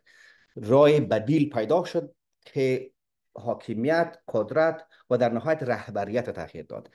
همزمان با این پیدا شدن از چون از یک طرف سیستم اجتماعی ما، سیستم اجتماعی سیاسی ما سقوط کرد، از طرف دیگه پیسه داخل شد. آمدن این دیگه به تدریج ساختار فکری قبیله‌ای ما را هم تغییر داد، به خاطر که دیگه این منطقه افغانستان و مخصوصا منطقه سرحدی پشتون که تا اون زمان مثل یک جزیره واره بود که ارتباطات بسیار محدود داشت. ما قبلا در دهه 60 و 70 میبینیم که حبیب بانک در پاکستان کوشش میکنه که از طریق لونز، قرضه ها داخل پولیتیکل اکانومی مناطق پشتو زبان شد که بارت در کتابای بعدی خود کم اشاره میکنه که میگه از یک اقتصادی که زیادتر به تجارت و قاچاق و مهاجرت استوار بود، ما ببینیم که کاتگوری حبیب بانک داخل میشه و برای اولین بار هست که بحث لونز مطرح میسازه که ما کش در اختیار، ولی این کش محدود است، ولی تغییرات عمده را میاد. یک تعداد خانه را دور میته سیستمشان به نفع پاکستان. ولی بعد از دهه 90 مخصوصا 80 و 90 که میلیاردها دلار سرازیر میشه، دیگه ما کاملا به پولیتیکل اکانومی تازه مواجه هستیم و آمدن از این مثلا من فکر کنم که شاید منطقه یگانه منطقه در کل دنیا باشه. آدم تاریخ قرن مدرن، قرن 19 و 20 میبینه که به این حد امکانات مالی بدون هیچ کدام حسابگیری، بدون هیچ کدام نظم، به شکل بسیار فجی و به شکل بسیار پراگنده سعودی از امارات، از خلیج، از امریکا، از استخبارات یا داخل میشن و تمام سیستم های ما را تغییر میدن. بنا یک فکت است، یک واقعیت است که ما امروز اگر طالبانیزم میبینیم، اگر غیر طالبانیزم میبینیم، اگر به طور مثال جنبش های مثلا پشتین میبینیم یا به طور مثال داخل افغانستان پروسه دولت ملت سازی را میبینیم، میگه پاویا کلش متاثر شد، خود جامعه پاکستان هم متاثر شد. در این جریان کسی که زیادترین امتیاز از این گرفته طبقه ملاهاست. البته این طبقه هم نو به وجود نامد. اگر ما نایل گرین باز میخوانیم میبینیم که در اوایل قرن 20 بحث جهاد مطرح بوده، ولی گروهی که زیادترین امتیاز از این تغییر پولیتیکل اکانومی یا اقتصاد سیاسی به دست آورد امی طبقه بود، چون زیادترین امکانات به دست آورد. تشکر، سلامت باشین جناب دکتر صاحب. ما میخواستم امی سوال با دکتر صاحب عثمان خان راجع کنم. دکتر صاحب د مذهبي مشرانو یا ملایانو نقش ولې نه کمیږي د پښتنو ټولنه کې؟ مثلا ډاکټر صاحب شریفي ورته اشاره وکړه چې پیسې راغلي او دا خلک تمویل کړه، پیسې پیدا کړې او دوی ته نقش ورنوي کو یا زورور کو. د دې ستاسو په نظر ولې د مذهبي مشرانو یا ملایانو نقش نه کمیږي د ټولنه کې؟ دغه یو مهم اړخ دی شریفي صاحب چې ته اشاره وکړه. دا لکه تاسو د بارت د کتاب په رڼا کې ورته وګورو که نه، نو دغه مذهبي ملایانو دومره څه رول نه و، د هغو دومره څه حق هم نه و چې په یو جرګه کې خبره کړې وي. خو کله چې مونږ دغه یخ جنګ چې څه ته وایي، هغه سرد جنګ چې څه ته وایي، د هغې نه بعد مهرباني ده د قطر او د سعودي عربیه او د زمونږ د نورو داسې هېوادونو چې د هغو نه داسې یو د ډالرو بوجۍ راکولاو شوه او داسې یو هغه خلکو چې هغو لکه یو هغه سټیټس کانشیس سوسایټي کې د هغو څه رول داسې نه و، خو چې کله هغو له هغه رول ورکړل شو په شا باندې یو هغه پیټرنیج پالیټکس چې څه ته ویلی کېږي که نه، هغه پیټرنیج چې کله هغو له ورکړل شو، هغو ته یو د پښتون په معاشره کې یو داسې یو ځای میلاو شو چې هغه ځای هغو ایکسپلایټ کړو. اوس که دا مونږ دې سره ولو چې یاره د پښتون د ملایت د دغه پښتونولۍ سره څه قسم جوړښت لري یا د پښتونولۍ او د اسلام په منځ کې څه تعلق دی یا څه دی، هغه یو ډیبیټیبل ټاپک دی. خو کوم سپیس چې دغه ته میلاو شو، دغه سپیس چې کوم نو هغه داسې دی په خپله باندې نه دی بیامین ته چې یاره دا پښتون یا دا مولا یا د ملایت زما ټولنې ته راغلی دی او ما دله په خپله باندې ځای ورکړلی. نو بلکې دا د ده په شا چې کوم خلک ولاړو پیټرنیج پالیټکس وو یا د 1900 نه یا دغه مخکې نه بعد چې کوم سپیس ته ورکړل شو نو هغه سپیس کې د په شا باندې یو پوره ریاستونه ولاړو او چې کله ستا په شا ریاست ولاړ او تا ټپۍ د شانه نو ته په هر یو ټولنه کې ځان ورننستې شي ځکه چې ستا لکه اوس کوم اوسنۍ ټولنه د پښتنو وګورو نو دا اوسنۍ چې کوم مایند سیټ د پښتنو کې د دې به موږ شروع وکړو ستا چې کوم کتابي کریکولم په سکول کې تا ته ښویې کېږي کوم قسم کریکولم تا ته ښویې کېږي پاکستان خو اوس داسې یو ټوغه وکړه چې اوس سنګل نیشنل کریکولم یې موږ ته را جوړ کړو که نه چې په هغه کې بالکل دغه د ارتقا یا دغه ساینسي علومو یا د بل څه مولایت په څنګه راځي چې د بایولوژي په کتاب کې هم چې کوم د هغه شروعات دغه نه کېږي د دیني علومو نه کېږي که نه نو دغه په شا چې کله دغه پیټرنیج پالیټکس راغی او دومره سپیس ورکړل شو دومره نمبر اف سیمیناریز یا مدرسې ویل کېږي تاسو چې پښتونخوا ته راشئ او د 400 پر روډ تاسو ډرایوینګ کوئ او ځئ دیر ته نو لکه یقین وکړئ چې تاسو د دومره مدرسې به تاسو له مخې راشي چې تاسو به د شمېرلو نه چې کوم ستاسو پوښتنه همدا ده اوس مثلا تاسو یادونه وکړه چې سعودي یا مثلا نورو هیوادونو همدغه ځانګړې برخې ته ډېره پاملرنه وکړه ما د څه وخت مخکې د نوام چامسکي یو کتاب لوست هغه یو مثال ورکړی و هغه لیکلي اوس دا د امریکا قبایلي سیمو ته په 2008 کلونو کې و 9 کلونو کې $100 میلیونه د مرستې په توګه هلته سړک ورباندې جوړ سي کلینیک روغتون ورباندې جوړ سي ټاکلي وو او د پاکستان پوځ ته د کال $2 میلیارده منظور کړي وو چې هلته په قبایلي سیمو کې له افراطیت سره مبارزه وکړي هغه لیکلي اوس که دغه مرستې سرچپه سي یعنې دا 2 میلیارده په قبایلي سیمو کې مصرف سي او د 80 میلیونه پوځ ته ورکړل سي نو هلته افراطیت خپله ورک ده له قبایلي سیمو به هېڅ ځای ته ګواښ متوجه نه سي ځکه سړک به جوړ سي کلینیک به جوړ سي هر څه به جوړ سي زما پوښتنه دا ده چې ولې په داسې یوه برخه باندې پانګونه کیږي مثلا خطر هم نه دفع کیږي خو بیا هم پانګونه ورباندې کیږي دلته اهداف څه شی دي څه غواړي خلک له دا پښتنو له ټولنې خلک څه غواړي خبره داسې ده که نه چې دغه پیسې او دغه ډالر چې په تا څوک لګوي او یا راوړي ستا وطن ته زما وطن ته نو هغې په دې موضوع ماله نه راوړي چې زما دا وطن چې کوم دی نو ترقي وکړي پښتون دې ترقي وکړي د هغه په شا باندې چې کوم د هغه شاته اغراض او مقاصد پراته دي هغه مقاصدو له هغه فنډینګ کوي لکه د سرد جنگ په دور کې چې دغه د افغان زموږ ورونه رال دغه دې پاکستان ته کوزي پښتونخوا ته نو هغه یو کتاب لیکل شوی چې فرام مهاجر ټو مجاهد که نه نو هغه ټوټل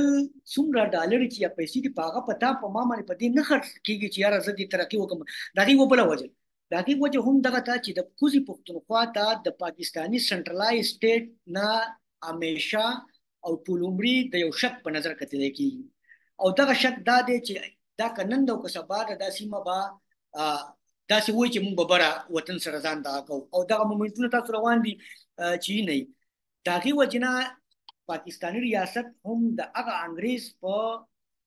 قدم باندې خپل قدم ښودی دی او دا سیمې چې څومره دین دا د یو سیکیورټي په پیراډایم کې ګوري دا د یو سیاسي سیکیورټي پیراډایم کې ګوري دا د یو ډیولپمنٹ ترقۍ په نظر کې دته نه ګوري چې دا دی راشي بلکې دې سیمې ته هغه فنډونه او هغه کارونه لکه پوره پښتونخوا باور وکړئ تاسو چا ته تپوس کولی هم شئ چې پوره پښتونخوا نن په ایکشن اینڈ ایډ اف سیول پاور باندې ریګولیټ کیږي ان ایکشن اینڈ ایډ اف سیول پاور مطلب دا دی چې انبریډل پاور ورکړی دی دغه ملټري ځواکونو ته چې کوم ډیټینشن سنټر وي چې هغه له لیګل سټرکچر ورکړي لیګل شیپ ورله ورکړي چې یو کس تاسو ته ویلی شي استاد څومره څلوېښت کې تاسو نشئ کولی چې زه چېرته تللی یم که نه او چا وړی نو که تاسو موږ سوال راشو نو دغه بیا چې کوم هغه الټیوشن ورته په خپله ژبه کې هغه انټرپلیشن وایي که نه ایډیالوجیکل انټرپلیشن چې ستا په کلي کې په یو کلي کې 50 جوماتونه دي او د هغه جوماتونو نه لوډ سپیکر چې کوم دی نو 4 او 15 خوا او شاته خورې شوي دي او د سار نه په دغه لوډ سپیکرو شروع وشي او د ماسخوتنه پورې په دغه باندې دغه ایډیالوژیکل انټرپلیشن کیږي، نو دا سپیس په بیا عمومي کنه بیا عمومي. اوس هم په کوزه پښتونخوا کې دغه جهادي ګروپونه د هر جمعې په ورځ جمعات ته راځي او چاندې ټولوي. اوس هم د کوزه پښتونخوا په هر دکان کې د چاندې بکس پروت دی. اوس هم په کوزه پښتونخوا کې هر دغه چیک پوسټ باندې چې کوم دی نو تا او ما کتل کېږي، خو څوک چې دغه مذهبي ګوند او دغه جنډا دغه شی چا لګولې نو هغه نه کتل کېږي. نو دغه په شا باندې داسې خبر نه چې دا ان انټینشنل ده، بلکې دا اټ از ویری مچ انټینشنل او پروګرام ده. او د پښتون چې کوم کلچر دی د هغې کلچر چې کوم کلچر ته موږ دغه په رګبات په دغه کې وګورو چې یو پروسس دی، یو ولاړ ډن نه دی. نو هغه دغه پښتنو ته باور دا ورکړي چې ستا دا کلچر هم دغه پخوانی دی او دغه ولاړ ډن دی. زما په نظر کې دغه کلچر چې کوم دغه ولاړ ډن دی دا ښکار شوی دی، بوی کړی دی، سمیل یې کړی دی. دا کلچر کوم دی اوس بدلول غواړي، اوس دنیا سره سیالي کول غواړي. هغه صاحب شاه صاحب شعر دی کنه چې مونږ هغه سي د ځمکې لایق نه یو، د دنیا قانون ستوري د اسمان شو. نو دغه په شا یو ډیره ارادي ډیره زیاته مننه. ډاکټر زاهد علي شاه صاحب، په سیاست کې د تربورولي او د کورنۍ سیالۍ نقش د بارت ورته په خپل کتاب کې په وار وار اشاره کوي. اوس څنګه ده مثلا د پښتنو سیاست کې دې شیانو نقش څنګه ده؟ اوس خو سیاست له کلي څخه د پارلمان ودانۍ ته انتقال شوی ده او په ډیموکراتیکو او مدني لارو باندې خلک سیاسي انتخابونه کوي. آیا فکر کوئ چې اوس رایه ورکول یا ووټ ورکول د کورنیو او فامیلي مناسباتو په اساس کارول کیږي؟ دې کې به زه دوه خبرې وکړم. یو خو دا ده چې لکه چې کوم زمونږ سره زاړه خلک دي یا چې کوم هغه زوړ جنریشن دی، نو هغه دغه چې د ووټینګ بیهیویر مونږ خلک خبره کوو، نو اوس هم هغه چې کوم مونږ ورته وایو خانداني چې کوم ووټ ورکول دی. لکه چې یو دغه د یو فیملی چې کوم دی نو یو خاندان په یو پارټۍ کې، نو بل سړی هغه د سیالي کوي د بلې پارټۍ چې کوم دی نو د هغې سره ورسري. بل طرف ته چې کوم دی نو دا اوسنی چې کوم د ځوان کول دی، نو هغه بیا د سوشل میډیا دور دی، نو هغې بیا دغه چې کوم د ستا سره د زوړ د ټولنې چې کوم ساختو، نو هغې نه بیا دا وتي دي. نو دوی داسې کوي چې لکه مطلب هغه انډیپنډنټ چې کوم دی نو لکه دوی هغه اخیستلی شي. د دې به د تربورولۍ او د دغې به ته یو بله خبره وکړم چې لکه اوس د دې هغه شکل نه دی پاتې. لکه یو پیر داسې څه په خبرو کې چې کوم دی نو داسې راغله چې وایي نن سبا چې کوم دی نو وایي خلک تربور ته چې کوم دی نو د ترز یا تربور ورته نه وایي، اوس ورته وایي کزن وایي. نو هغه خبرې چې کوم دی نو هغه بدلې شوي دي. خو بیا هم ځینې وخت کې چې کوم دی نو لکه هغه د چارلس لینډوم هغه خبره راځي دلته کې چې هغه جنراسټي او جلسي که نه پښتنو کې اوس هم هغه دغه شته، هغه جبلتونه پکې شته چې مطلب ځینې قصو کې چې کوم دی نو دوی داسې د هغه دغه نه کار اخلي، د دغې خپل چې کوم د دیو د غواړي لکه د ضد باندې چې کوم دی نو ځینې کارونه کوي او داسې کوي چې لکه اوس که تاسو وګورئ د پښتنې چې کوم د قامي چې کوم ګوندونه دي هغوی ته چې دا کمې اوسنۍ کمې مسلې دي او کم راغلي دي، نو په هغې کې دغه وجې هم شته چې مطلب چې اوسنی چې کوم کل دی نو هغه سیاست ته په ډېر یو بدل نظر سره ورته ګوري. او هغه چې کوم لکه د اوسنی چې کوم بدلون راغلی دی د جدیدیت سره، بیا د چې کوم بیا موږ د پوسټ ماډرنیزم خبره کوو، یو طرف ته پاپولیزم دی، په هغه پاپولیزم کې چې کوم بیا دغه رایټ وینګ پالیټکس دی په دنیایي سطح هم روان دی. دلته کې هم د ټرمپ ته ګوري، دلته کې په پاکستان کې بیا د زمونږ سره دلته کې د پاپولیزم چې کوم شکل دی، نو هغه بیا هغسې چې کوم دی نو لکه مختلف چې کومې د هغې هغه منشورونه دي، کومې بیانیې دي او هغه چې کومې په کومه طریقه سره خورېږي او څومره دا بیا اکسیسیو انفارمیشن ځي هغه که د سوشل میډیا پیجونو او ټیک ټاک کې او دغه قصو کې، نو په دغه کې بیا هغه چې کوم ټریډیشنل چې کوم ستا سره د نیشنلیست ګوندونه دي نو هغه بیا په دغه کې ډېر وروسته پاتې دي. بل یو بل اړخ ته هم دغه دی چې لکه تاسو وګورئ نو بیا دغلته کې نېشنلېست ګوندونه چې بیا په ګراوند باندې مو خو انتروپولوژي والي نو انتروپولوژي ولته دی ګراوند بیا ډیره پته یې چلته کې خلک څه سوچ لري نو دغه کې بیا ډیر یو دغه چې کم په خوانه سټریټ پالیټکس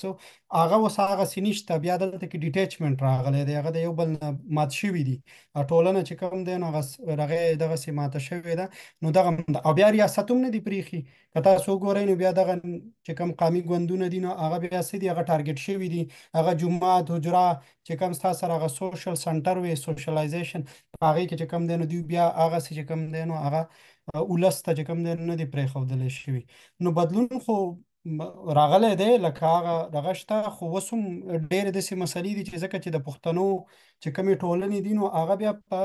دې رغه کې په دې مختلفو رغه کې تقسیم شوی دي انتظامی ډانچو کې څوک چې کم دی نو ځان ته قبایل وای او څوک چې کم دی نو ځان ته د پاټا وای څوک د اپار دی څوک سټل دی څوک لر دی او څوک بر دی نو ډیر مطلب او بیا پکې جنوبي پښتونخوا او هغه رنګ کنه نو لکه ډیر چې کم دی نو دیو چې کم هغه کمیونیکیشن دی نو هغه بیا نشته هغه خو بیا تاریخي توګه د دې سره زه یو بنیادی خبره کوم د دې کتاب چې کم د بار ټایټل دی نو د دې هغه د پټان ټکي دی په دې باندې په سوشل میډیا باندې خبرې شوې دي نو دغه پټان ټکی خوم د لکه اوس بار چې کله د کتاب د سریزه کې چې کم دی نو لیکي چې زه کله راتلم نو یو کال چې کم دی نو د پروفیسور موګنسټیر سره چې کم دی نو د پاتې شوی دی د پښتو زده کړې ده بیا راغله د ځینې ټکي چې کم دی د مس ترانسلیټ کړم دي خو بیا هم نو دته خو پته و چې دا خلک ځان ته پښتانه وي نو بیا تاسو بیا کده ولب کېرو چې کم دی نو هغه دی پټان دی نو دا ټکی چې کوم نه اصل کې انډیانایز ټکی دی د هندۍ ژبې ټکی دی د پښتنو لپاره استعمال شوی دی ډېر په پازیټیو رغه کې استعمال شوی خو په وسنی وخت کې چې کوم دی نو دا ډېر په دغه سره چې کوم دی نو استعمالي په حقارت سره د پښتنو د مذاق او دغه په شکل کې دی نو دې ټکی چې کوم دی نو دا لګیو د دې هغه دغه پکارو چې دی هغه انټرپریټیشن وشي چې مطلب دغه څنګه چل دی خو دې کې د تم قتل دی غنی خان خپل کتاب چې کوم په 1947 هغه هم ورته د پټان ویلې خو داغه ډیر یو بدل سوچو او هغه بیا هغه چې کوم د دې ځای نه چې کوم خلک تللی دي انډیا ته استعماري ادبیاتو چې راغلی د موږ ژبې ته د بریتانیا هغه نه راغلی دی خو په دې کې زه دې ته اوس په بل نظر سره ګورم ځکه چې په دې کې دا و چې لکه تاسو کو اوس ګورئ پښتانه خو چې کوم دی نو د دنیا ګوټ کې دی پراته دي په انډیا کې چې کوم دی نو اوس هم څه د 3 ملیونو نه سیوا چې کوم دی نو پښتانه هلته کې دي او څه د 1,000 نه سیوا چې کوم دی نو هلته پښتو وي د خپل پښتو چې کوم دی نو د هغې نه لکه دغه شوې ده اوس لکه که تاسو د اولبکیرو کتاب ته ګورئ نو هغه چې کوم دی دلته کې څه د 80 کالو پورې دلته کې وخت تیر کړی دی په 1916 کې دلته کې راغلی او هغه ته پښتونخوا ته په هغه ټایم کې NWF وه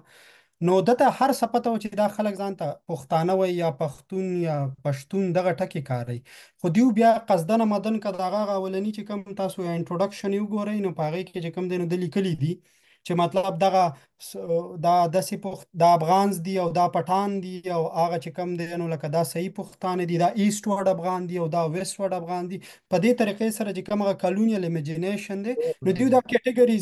کټګریز بیا را جوړ کړي دي خو که تاسو په انډیا کې چې کوم د دې ټکي چې کوم هغه کارول کېدل نو هغه په داسې پازیټیو سنس کې شوي دي هغه داسې و چې پښتانه دې ځای نه چې کوم د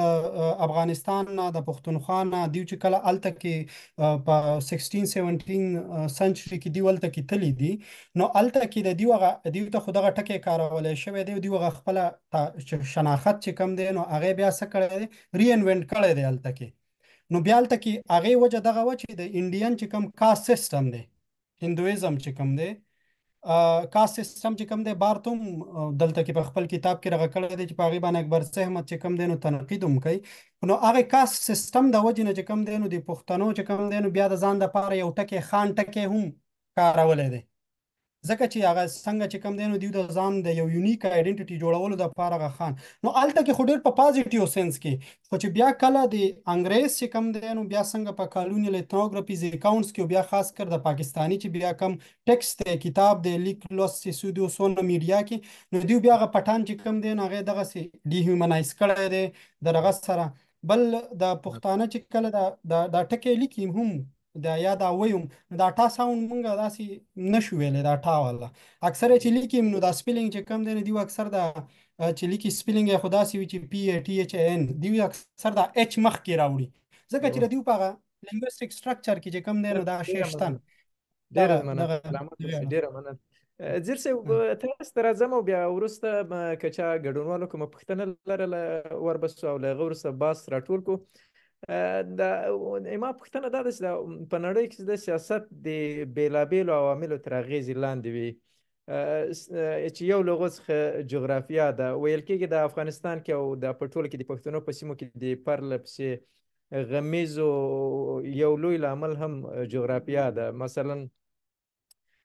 د موږ سیمه تل د لوی امپراتوریو لپاره یوه ستراتیژیکه سیمه او کله به د ټکر میدان و کله به بفر زون و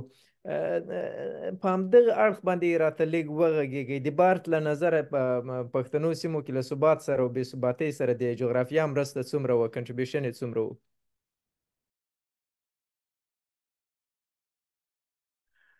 ډیره زیاته مننه د بارت کتاب څه دی تر ډیره یوازې د سوات د خلکو په اړه کې دی او دا د سوات شرایط دغه کوي اکبر احمد اکبر خپل تعالی صد په دې کتاب باندې یو غټه نیوکه هم دا کوي چې بارت څه دی د ټول پښتون شرایطو ته فرض مثال لکه د پټان اپرایزنګ د استعماري شرایط د افغانستان دولت د سیج اف ملکند د پښتنو قبایلو لوی جنگونه دي له انګریزانو سره له دې نه مخکې د افغان او مغول جنگونه دي په دې شرایطو ته بارت توجه نه کوي دا یو غټ نقد هم په تعالی صد دا کړی دی چې د استعماري شرایطو ته لوی او جیوپولیټیک شرایطو ته توجه نه کوي فرض مثال د بارت نظر ته سوات سټیټ ته د ډېر انګریزانو دغه تشنج وروسته چې په 19 پیړۍ په اخر کې کېږي د دې وروسته انګریزان کوشش کوي چې دا سټیبلایز کړي د یوسفزۍ ریاست سوات څخه د انګریزانو په مستقیم حمایت باندې منځته راځي هم اکبر احمد وایي چې نه د سینه دی دا بلکې میناګل عبدالودود صاحب خپل د سوات ستانه د خپل لکه یو پروسه ده چې تکامل ته رسیږي نو په دې کتاب باندې غټ نقد ده چې دا یوازې فرض مثال لوی افغاني لوی پښتوني شرایط جغرافي دغه په نظر کې نه نیسي مګر د جغرافي په مورد کې چې کوم بارت بنیادی مسله کې هغه ده چې ځمکه خو ځمکه د په جیوپولیټیک مفهوم باندې نه بلکې په اقتصادي مفهوم باندې په دې کتاب کې ډېر زیات مهم رول لري دغه ټول کتاب په دې باندې راڅرخي چې ځمکه د قدرت یو مهمه منبع ده خانان او اجاره داران یا فرض مثال کوم تاسو ورته زراعتي مزدوران وایو دغه خلک چې دي دغه ټول د دې د کوم سیاسي سازمان څخه د کوم سیاسي نظم چې د پسواد کې د پامدې شینو باندې ولاړ دی چې په ځمکه باندې ولاړ دی په ځمکه د قدرت یو ډیره مهمه سرچینه ده مګر چون د سوات او ټوله پښتون ایکولوژي چې ډیره مختلفه ده یو ډول ځمکه نسوي ویشل کېدل د شیخ مالی چې کوم ویشو فرض مثال دغه په دایروي شکل باندې چې ځمکه بدلیدل چیرته چې دوه خیلونو باندې ویشل کېدل لاس کاله به یو قوم سره ولاس کاله به بل تدله دغه سیستم د همدې لپاره جوړ شوی چې دغه د تشنج مخنیوي وکړي خو په وروسته وختونو کې دغه سیستم د منځه لاړ ځکه چې په خاغو ځمکې نسو وشل کېدل فرض مثال د دې وروسته د کوم تشنج یو خبره کوي هغه چې تعالی صد مرته اشاره کوي هغه د چې کله یوسفزي سوات ته راځي د 15مې 14مې پیړۍ ترمنځ په هغه وخت کې د خلکو تعداد ډیر زیات کم دی نه یوازې د یوسفزي تعداد کم دی ټول پښتانه د ټول انسانانو په 15مې 14مې پیړۍ کې نفوس د نړۍ ډیر زیات کم دی او ځمکه ډیره ده مګر په وروسته وختونو کې خلک ډیر زیات لکه یو انفلاق د نفوسو مګر خل ډیریږي ځمکې کمیږي په دې حساب باندې ځمکه یو ډیره سره طبيعي ګرځي د سیاسي نظم لپاره او د سیاسي تشنج لپاره همدا وجه ده لکه موږ چې وګورو فرض مثال چې یعنی فرض مثال په یو پوسټ په کولونیل نقد کتاب باندې دا چې په دې کې پښتون د قدرت عام پښتون عوام خان د قدرت یو ډیر زیات وګي دغه سوي د ترسیم سوي د چې د ډیر حبسي موډل د چار سره کوشش کوي ځمکه لاس راوړي قدرت لاس راوړي خانان په بلاکونو کې دغه بلاکونو یو معادلې لري دغه ټول کوم دغه چې ورته ډراما چې ورته سیاسي ډراما یا دغه ټول سیاسي حیات د ځمکې لپاره ده او د ځمکې مسله نه یوازې فرض مثال موږ په افغانستان کې په مرکزی افغانستان کې مسله ګوري د کوچیانو او د هزارجاتو مسله خلک ته د هزارو د پښتنو په سترګه ګوري مګر دا په واقعیت کې د ځمکې مسله ده لدې نه مخکې لوی پښتنو تاریخي لحاظ نه ورته ګوري بین القبایلی جنگونه لوی دا د ځمکې په اساس باندې کېږي د یوسفزي د لازاق جنگ د یوسفزي خټک جنگ چې خوشحال خان خټک په ډیر صراحت باندې لیکلي دي په افغانستان کې لوی جنگونه کوم فرض مثال د دوراني غلجي مسلې ته ګوري په دې کې ځمکه یو ډیر ځات مهم ده په نورو پښتنو قبایلو کې د منګلو زازوی او مخبر جبلو جنګونه او د مومندو صافیو جنګونه دغه ټول د ځمکې په اساس باندې راجګ شوي دي. نو ځمکه د یو اقتصادي منبع په حیث باندې په دې کې ډېر زیاته مهمه ده. خو د بارت یو غټ نقد دې باندې دا دی چې بارت ځمکه د جیوپولیټیک سرچینې په حیث باندې دې ته توجه نه کیږي. او بل دغه مسله چې دا کیږي د بفر زون مسله مطرح کیږي چې سوات انګریزان کوشش کوي چې سوات یو بفر زون په حیث باندې منځته راسي د افغانستان او د باقي د برتانوي هند ترمنځ. زه فکر کوم دا لږ زره مشکل ساز دی ځکه چې سوات یو خو د بفر زون تیوري هم په د افغانستان په اړه ډېره زیاته غلطه ده. افغانستان هیڅ کله یو بفر زون نه و. انګریزانو 2 واره په افغانستان باندې حمله وکړه، 2 واره د په نظامی یو ځل کار نظامی شکست، دویم ځل د سینما شکست، دریم ځل د افغان انګلیس جنگ. نو او په دویم جنگ وروسته افغانستان مستقیما د انګریزانو تحت حمایه لاندې راغی. نو بفر سټیټ تیوري په کاملا په داسې یو حساب باندې چې افغانستان کاملا یو بفر دی، هیڅ تعلق د دوه جهاتونو سره نه درلود، دا غلط دی. افغانستان هم انګریزانو جنگونه وکړل، د کابل پورې راته شماله پورې مزار شریف پورې لاړ، مګر دوی بیرته لاړل. د دویم جنگ وروسته افغانستان مستقیما د عبدالرحمن خان تر امان الله خان د انګریزانو تحت الحمایه. نو زه فکر نه کوم چې سوات بفر دی. پښتنې سیمې مخکې استاد ارزو کړي ما استادانو کې کوم چې منیر سو چې پښتنې سیمې دغه وي منځوي وي. زه فکر نه کوم چې د منځوي دي. پښتنې سیمې په ډیر ډول باندې مدغم دي، مګر کوم ادغام چې موږ چې لرو د قبایلو څخه کوم انټیګریشن دی دا موډل له غربي نه مختلف دی. فرض مثال لکه موږ وایو یوسفزي نه یوازې په سوات کې ډېر مهم دی، دیر دی، سوات دی، بونیر دی، مردان دی، کاټلنګ دی، صوابۍ ده، ټوپۍ ده، مانیری ده، دغه ټول یوسفزي تړانګه. نو په دې حساب باندې دوی سره دغه نه دي لکه څنګه وایو چې فرض مثال دی په منځوي نه دي. په همداسې ډول باندې وزیر مومند دغه خلک چې دي کاروانونه چې دي دغه رابطې فرض مثال په انډو افغان امپایر په نامه باندې ډېر مهم کتاب دی، په دې کې دا ډېر ښه تشریح شوي دي. خو کوم د مایګریشن کوم پښتون ماډل چې موږ لرو د انټیګریشن د جغرافیې دا مختلف دی له دې نه. فرض مثال کوچیان د افغانستان 30% پورې خلک کوچیان دي. دغه کوچیان په دغه لارو باندې تک کوي. دغه پاستورل نوماډیزم د دغه سیمې د انټیګریشن یو ډېر مختلف ډول دی. خو دغه کوم انټیګریشن چې موږ په غرب کې لرو د زموږ فرض مثال اربنایزیشن د انډستریالایزیشن د سنټرل سټیټ دی د فزیکل سټیټ دی، دغه سی وضعیت هلته نشته. نو خلک انټیګریشن یو بل ډول باندې. ډیره زیاته مننه، سلامت اوسئ. اوس که کوم ګډونوالو څخه څوک پوښتنه کوي یو 2-3 لنډې پوښتنې مخلو نور باس راټولوو او بیا به مخه سره کوو. کریم صاحب. سلام ډېر تشکر حمیم صاحب. دوستان کولی شي خپل مایکونه آن کړي، هر څوک چې پوښتنه کوي کولی شي ډایرکټ پوښتنه وکړي. مهرباني دوستانو که څوک پوښتنه کوي که مشخصه موضوع باندې د کتاب په محتوا باندې د کتاب د فصل په محتوا باندې څه شي پوښتنه که څوک کوي نو یو لنډ 2-3 پوښتنې اخلو. مهرباني. حمیم صاحب زما غږ له ځانه سره 2 کسه دي، یو به نوبت باندې به دواړه واخلو. مهرباني. ښه، په ډېرې بخښنې سره لومړی ټول ته سلام. مهرباني درانه صاحب تاسو. مهرباني. مننه حمیم صاحب. ډاکټر صاحب عمر شریفي ټولو ته سلام. او په دویم برخه کې زما پوښتنه عموما دغه د موږ تاسو په دې باندې بحث دلته وکړو چې څنګه د جومات له منبر او له حجرې څخه زموږ د ټولنو کنټرول شوی دی په تاریخي لحاظ باندې، او په څه ډول باندې دغه د ځواک معلومو سرچینو زموږ ستاسو د ټولنې په ماډرنیزم کې یو څه د مخنیوي برخه دغه کړې ده او یو څه شکل باندې هر څه د کنټرول لاندې نیولي دي. آیا دغه ځواک دغه فیصله له کنټروله وتی ځواک چې ملا او خان یې په کلي باندې لري، ملا او خان یې په ساحه باندې لري، یا یې قومي مشران لري، آیا دا د ماډرنیزم لپاره زموږ ستاسو د ګلوبلایزیشن لپاره یو لوی سرخوږی نه دی؟ او که چیرې دی د دې لپاره موږ څه کولی شو؟ کومې اړینې لارښوونې د ځوانانو لپاره شته دی تر څو د ځواک له دغه معلومو سرچینو څخه د فکري اغېزې څخه خلاص شي او په څه ډول باندې یو ماډرن فکر له ځانه سره ولري؟ ښه، مننه. مشخصه پوښتنه له چا څخه او کار میلمه کولی شي ځواب ورکړي؟ ډېره به ښه وي که چېرته له شریفي صاحب څخه یو څه موضوع باندې واورو. ما باید بسیار معذرت بخوایم. دیر بخنه غواړم از ما پښتو خواهش میکنم دکتر صاحب اینا گفتن که ما فهمیدم سوالم میفهمم، فقط ما گفتم به انگلیسی اگه جواب بتم یا به فارسی کدامش بهتر است؟ فارسی؟ هر دویش. حالا چی فارسی میگن؟ بسیار به اصطلاح بیازو آبروی ما رفتگی 3 پرسون نمیفهمیم. خواهش زبان کلونیال استفاده کنیم یا فارسی بگیم یا انگلیسی، من نمیفهم کدامش کمی دوستا بفهمن. دکتر صاحب فارسی صحیح. فارسی چی ما گپای کل دوستا رو شنیدم. ما فکر نمی کنم که با تغییر سیستم اجتماعی که در ما آمده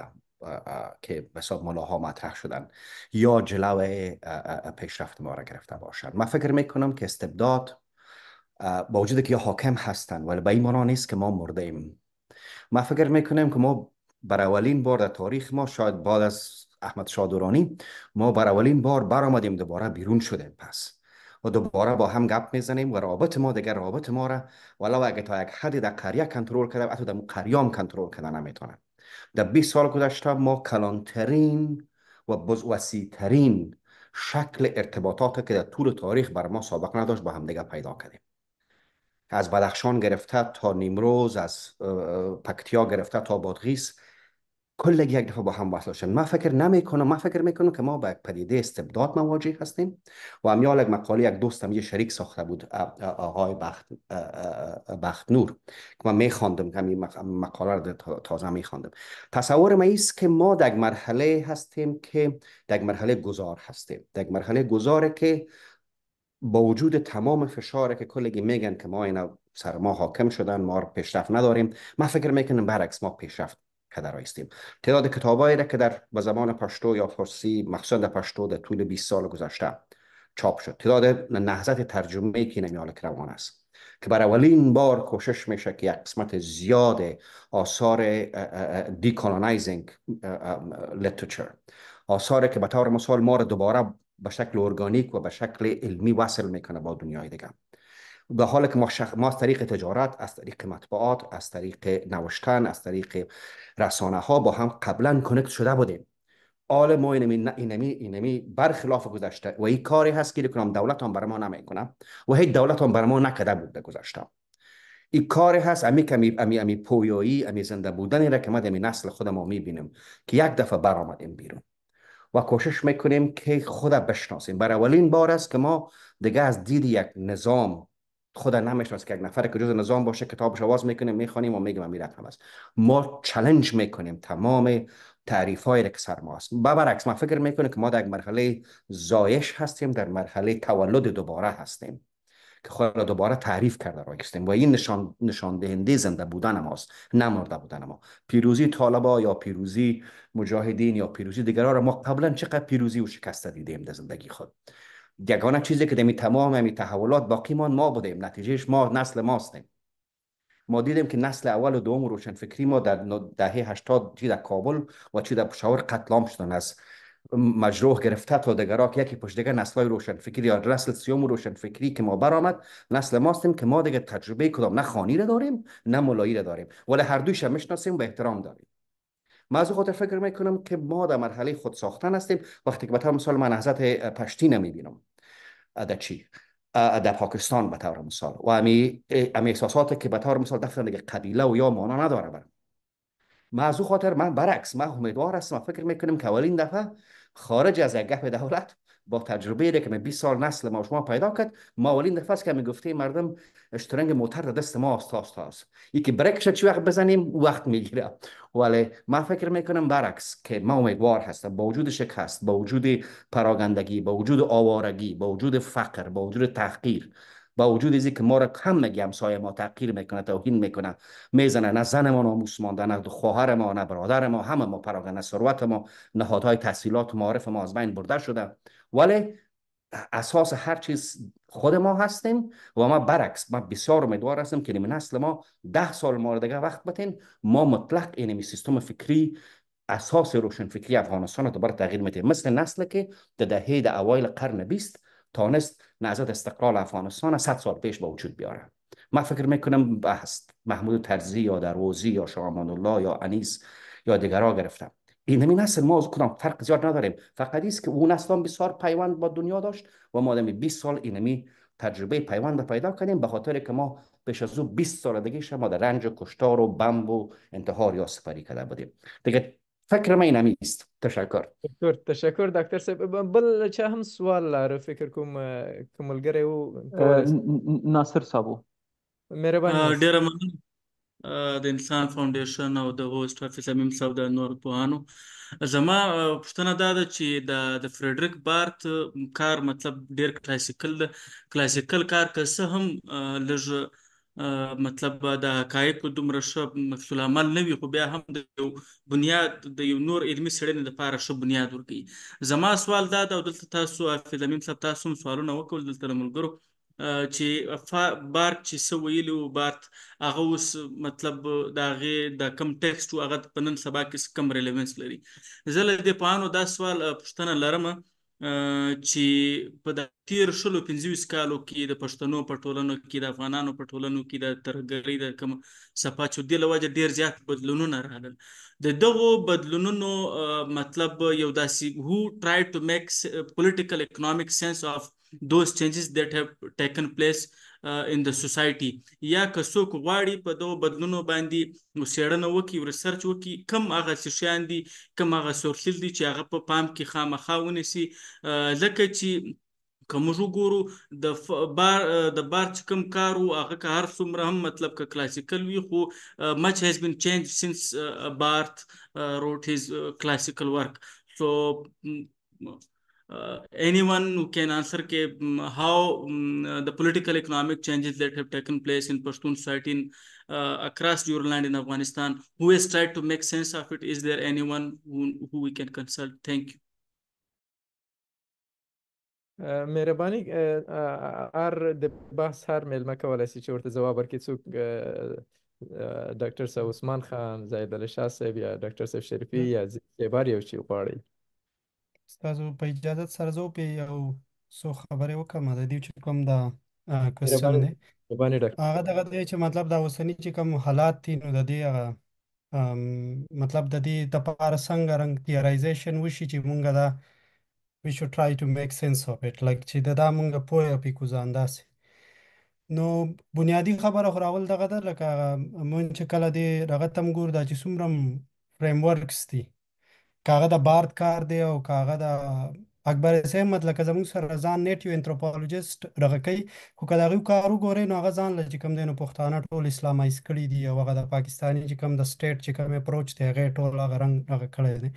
نو داسې ډېر چې څومره هم که هغه زموږ باندې څومره هم کالونیل او که پوسټ کالونیل انتروپولوژیسټو کار کړی دی، د هغوی چې کوم فریم ورک دي نو هغه په هغه خپل یو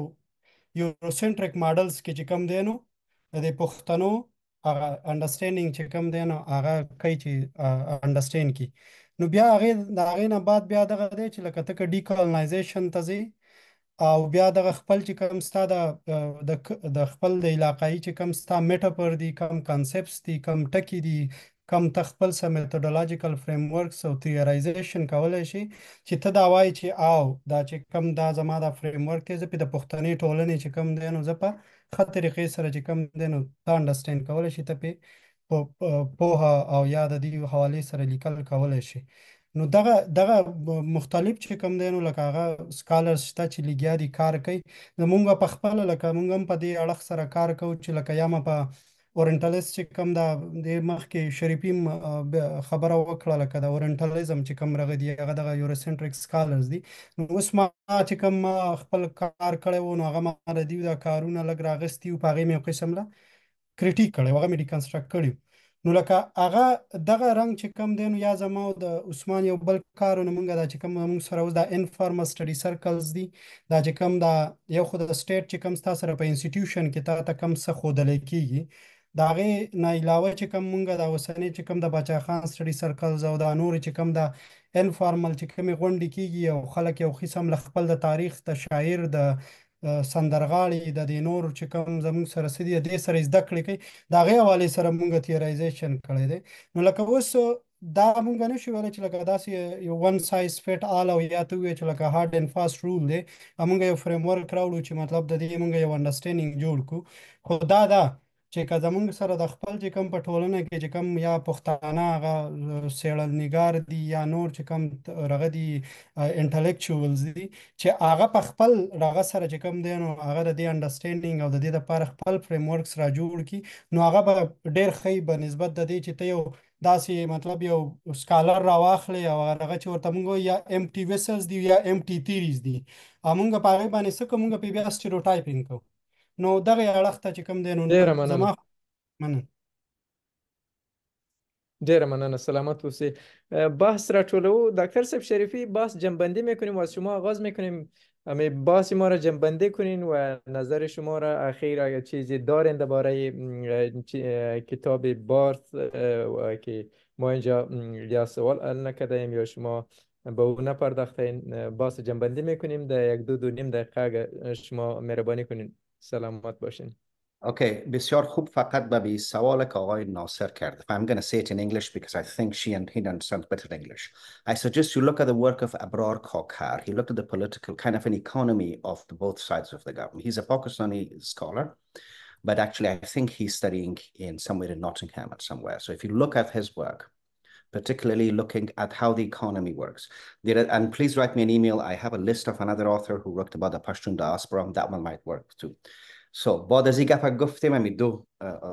چی که بود. اگر جنبندی امروز من فکر میکنم که اول خب بسیار تشکر از انسان که یک ابتکار کرد که بر اولین بار کوشش میکنم در که حداقل مطالعات افغانستان دیگر از بود بسیار کلیشهش بکشم و یک بحث اکادمیک سر افغانستان مطرح بسازم. بارت یک اثر کلاسیک هست، برای ما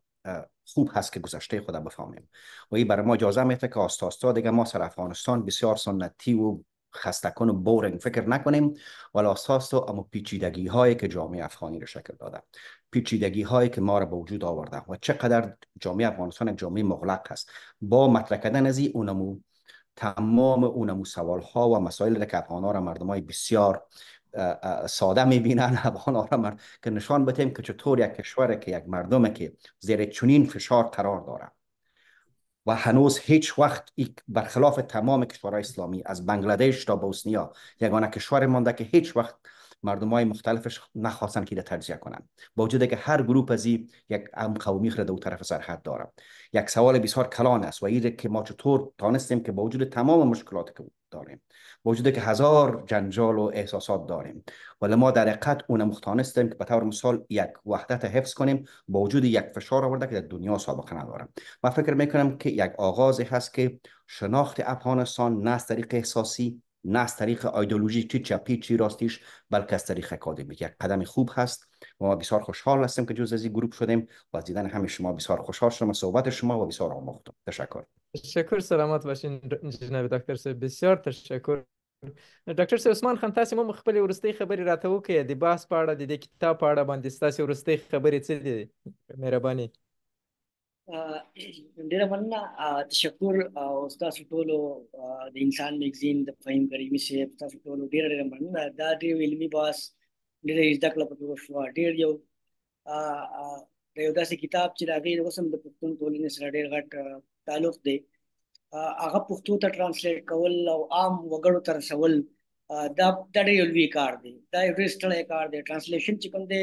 انثروپولوژیسټ ناست دي، شریفي صاحب ناست دي، ټول ناست دي. ترانسلیشن کول ډېر زیات زیار غواړي، ډېر زیات ګران کار دی او کوشش دا وي چې لکه دغه معنا به زه څنګه ورسوم خلکو ته په صحیح معنو کې چې کوم د کتاب، ځکه انثروپولوژیسټ always tries to چې هغه کوشش کوي چې یو څه ولیکي پر هغې 20 مطلبونه خیږي، او انثروپولوژیسټ ټیکسټ چې کوم دی دا به always همیشه به ته کنټیکسټولي دې ته ګوري، دا داسې په هوا کې نه راکتلی کېږي. لکه څنګه چې فریډریک بارت د خپله څېړنه داسې یو کلاسیکل چې دنیا نیوکې پکې دی شي، فار ایگزامپل دا نیوکه هم کېدی شي لکه مارکیټ ماډل شو یا بل څه ترلاسه کړي، خو ټولو خبرې کړي دي. خو په دې کتاب کې دا خبره هم میس ده چې آیا دغه خانانو د امپایر سره یا د انګریزانو سره څه تعلق، آیا دا اوسنۍ سیمه دا سوات یا د پوره پښتونخوا موږ د امپایر د کوېسچن نه بغیر انډرسټینډ کولی شو؟ آیا په دې سیمه کې چې څه روان دي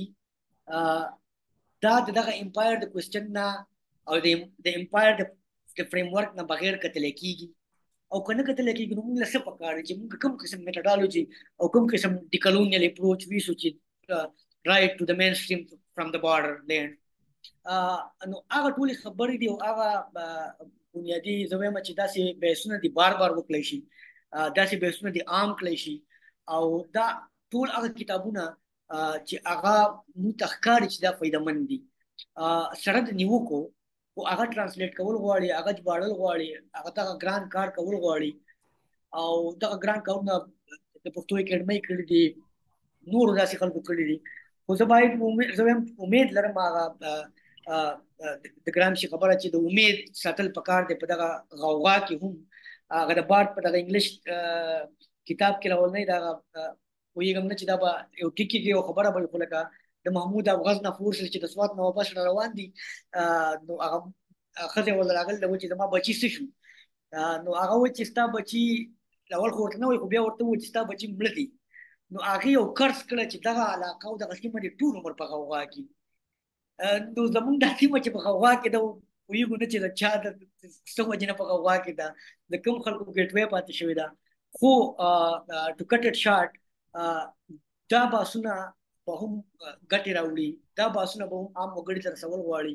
او دا بحثونه نه به هم ټاک اف د ټاون جوړول غواړي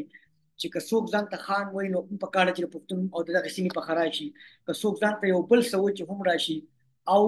دغه فریم ورک راټولول غواړي چې په دغه کې موږ ټول یو انسانان راغون شو د انسان د فائدې لپاره هغه د انثروپولوژیست یو ډیفینیشن دی چې to make it a safer place for human differences دغه بنیادی مسلې چې موږ شاته ورته یو مخکې داسې اپروچ راوړو چې په هغه کې زموږ سیمه ییزه قامیزه او د علاقې د وطن ګټئ نو باید داسې بحثونه ډېر وکړل شي ډېره زیاته مننه حتما راتلونکي کې به نور هم داسې بحثونه کوو ډاکټر صاحب زاهد علي شاه صاحب ستاسې وروستۍ خبرې راسره شریکې کړئ مننه د ټولو ما خو بس وایي ما خپلې خبرې وکړې څه خو پاتې نه دي خو بیا هم لکه دا چې کوم بحث وشو ډېرې څه مو پکې واورېدل څه مې زده کړه څه مو پکې وویله او زه دا ګڼم چې لکه دا څومره چې زموږ سره که هغه افغان پښتانه دغه دي سکالران دي او هغوی په خپل نس سره چې څومره څه کولی شي څومره لیک څومره لوست څومره څه لکه دا چې کومه ژباړلی شوی دا کتاب دی دا بارد چې کوم کتاب دی نو دیو کار لکه دا لکه ډېر داسې مونږ خو انتروپولوژي زما په خپل انتروپولوژي بیکګراوند دی نو لکه مونږ ګورو لکه د اکبر صاحب احمد کار نه او یا د طلال اسد او یا د بل یو کار نه داسې د دې هغه کمپیریسن زه نه کوم خو د دې چې کوم کار کړی دی نارویجیم چې کوم هم سکالرز دلته پښتني سیمې ته راغلي دي هغوی ډېر چې کوم دی نو یو هغه امپیریکل چې کوم دی نو سټډیز یې کړي دي او ډېر ښه چې کوم دی نو ډېر په هغه ساینټیفیک طریقې سره لاجیکل طریقې سره هر څه ایکسپلین کړي نو په کار ده چې هر څوک یې وګوري او په دې کې ډېرې څه خبرې دي د عثمان هغه یو خبره د امپایر چې کوم خبره کوله نو هغې کې څه داسې په دې کتاب کې چې کوم دی نو یو ځای کې ذکر کوي چې کله د په آی تھنک 1926 کې چې کله سوات اف سټیټ او والي ټایټل چې کوم دی نو دغه له ورکو نو بیا دته چې کوم دی نو 50,000 هغه انول چې کوم به دته هغه پیسې میلاوېدلې هغه به بیا د تقسیمولې په دې خانانو باندې دغه طریقې سره نو داسې یو دغه پکې لکه مطلب ډېر اړخونه چې کوم دی نو دا کور کړي دي لکه د په فروری نه والا د نومبره پورې چې کوم دی نو فیلډ ورک کړی پای کې د ډېر اړخونه چې کوم دی نو لکه دا کور کړي دي او لکه بیا دغه د طلال اسد والا چې کوم د کلاس هغه کوم انالیسس دی د هغې هم د جواب ورکړی دی د یو انټرویو شته په هغې کې د جواب ورکړی دی چې مطلب دغه ولې دلته کې اپلیکیبل نه دی نو ډېر څه د دې نه چې کوم دی نو لکه زده کېدی شي او زه دا ګڼم لکه دلته یو هغه بل ملګري خبره وکړه زموږ سره چې دا کم زموږ زیاتره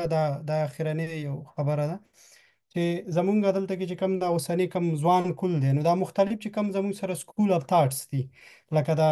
دلته اوس د ماډرنیزم خبره کېدله یا لیبرالیزم یا سیکولریزم یا داسې نور داسې سکول اف تھاټس دي پوسټ ماډرنیزم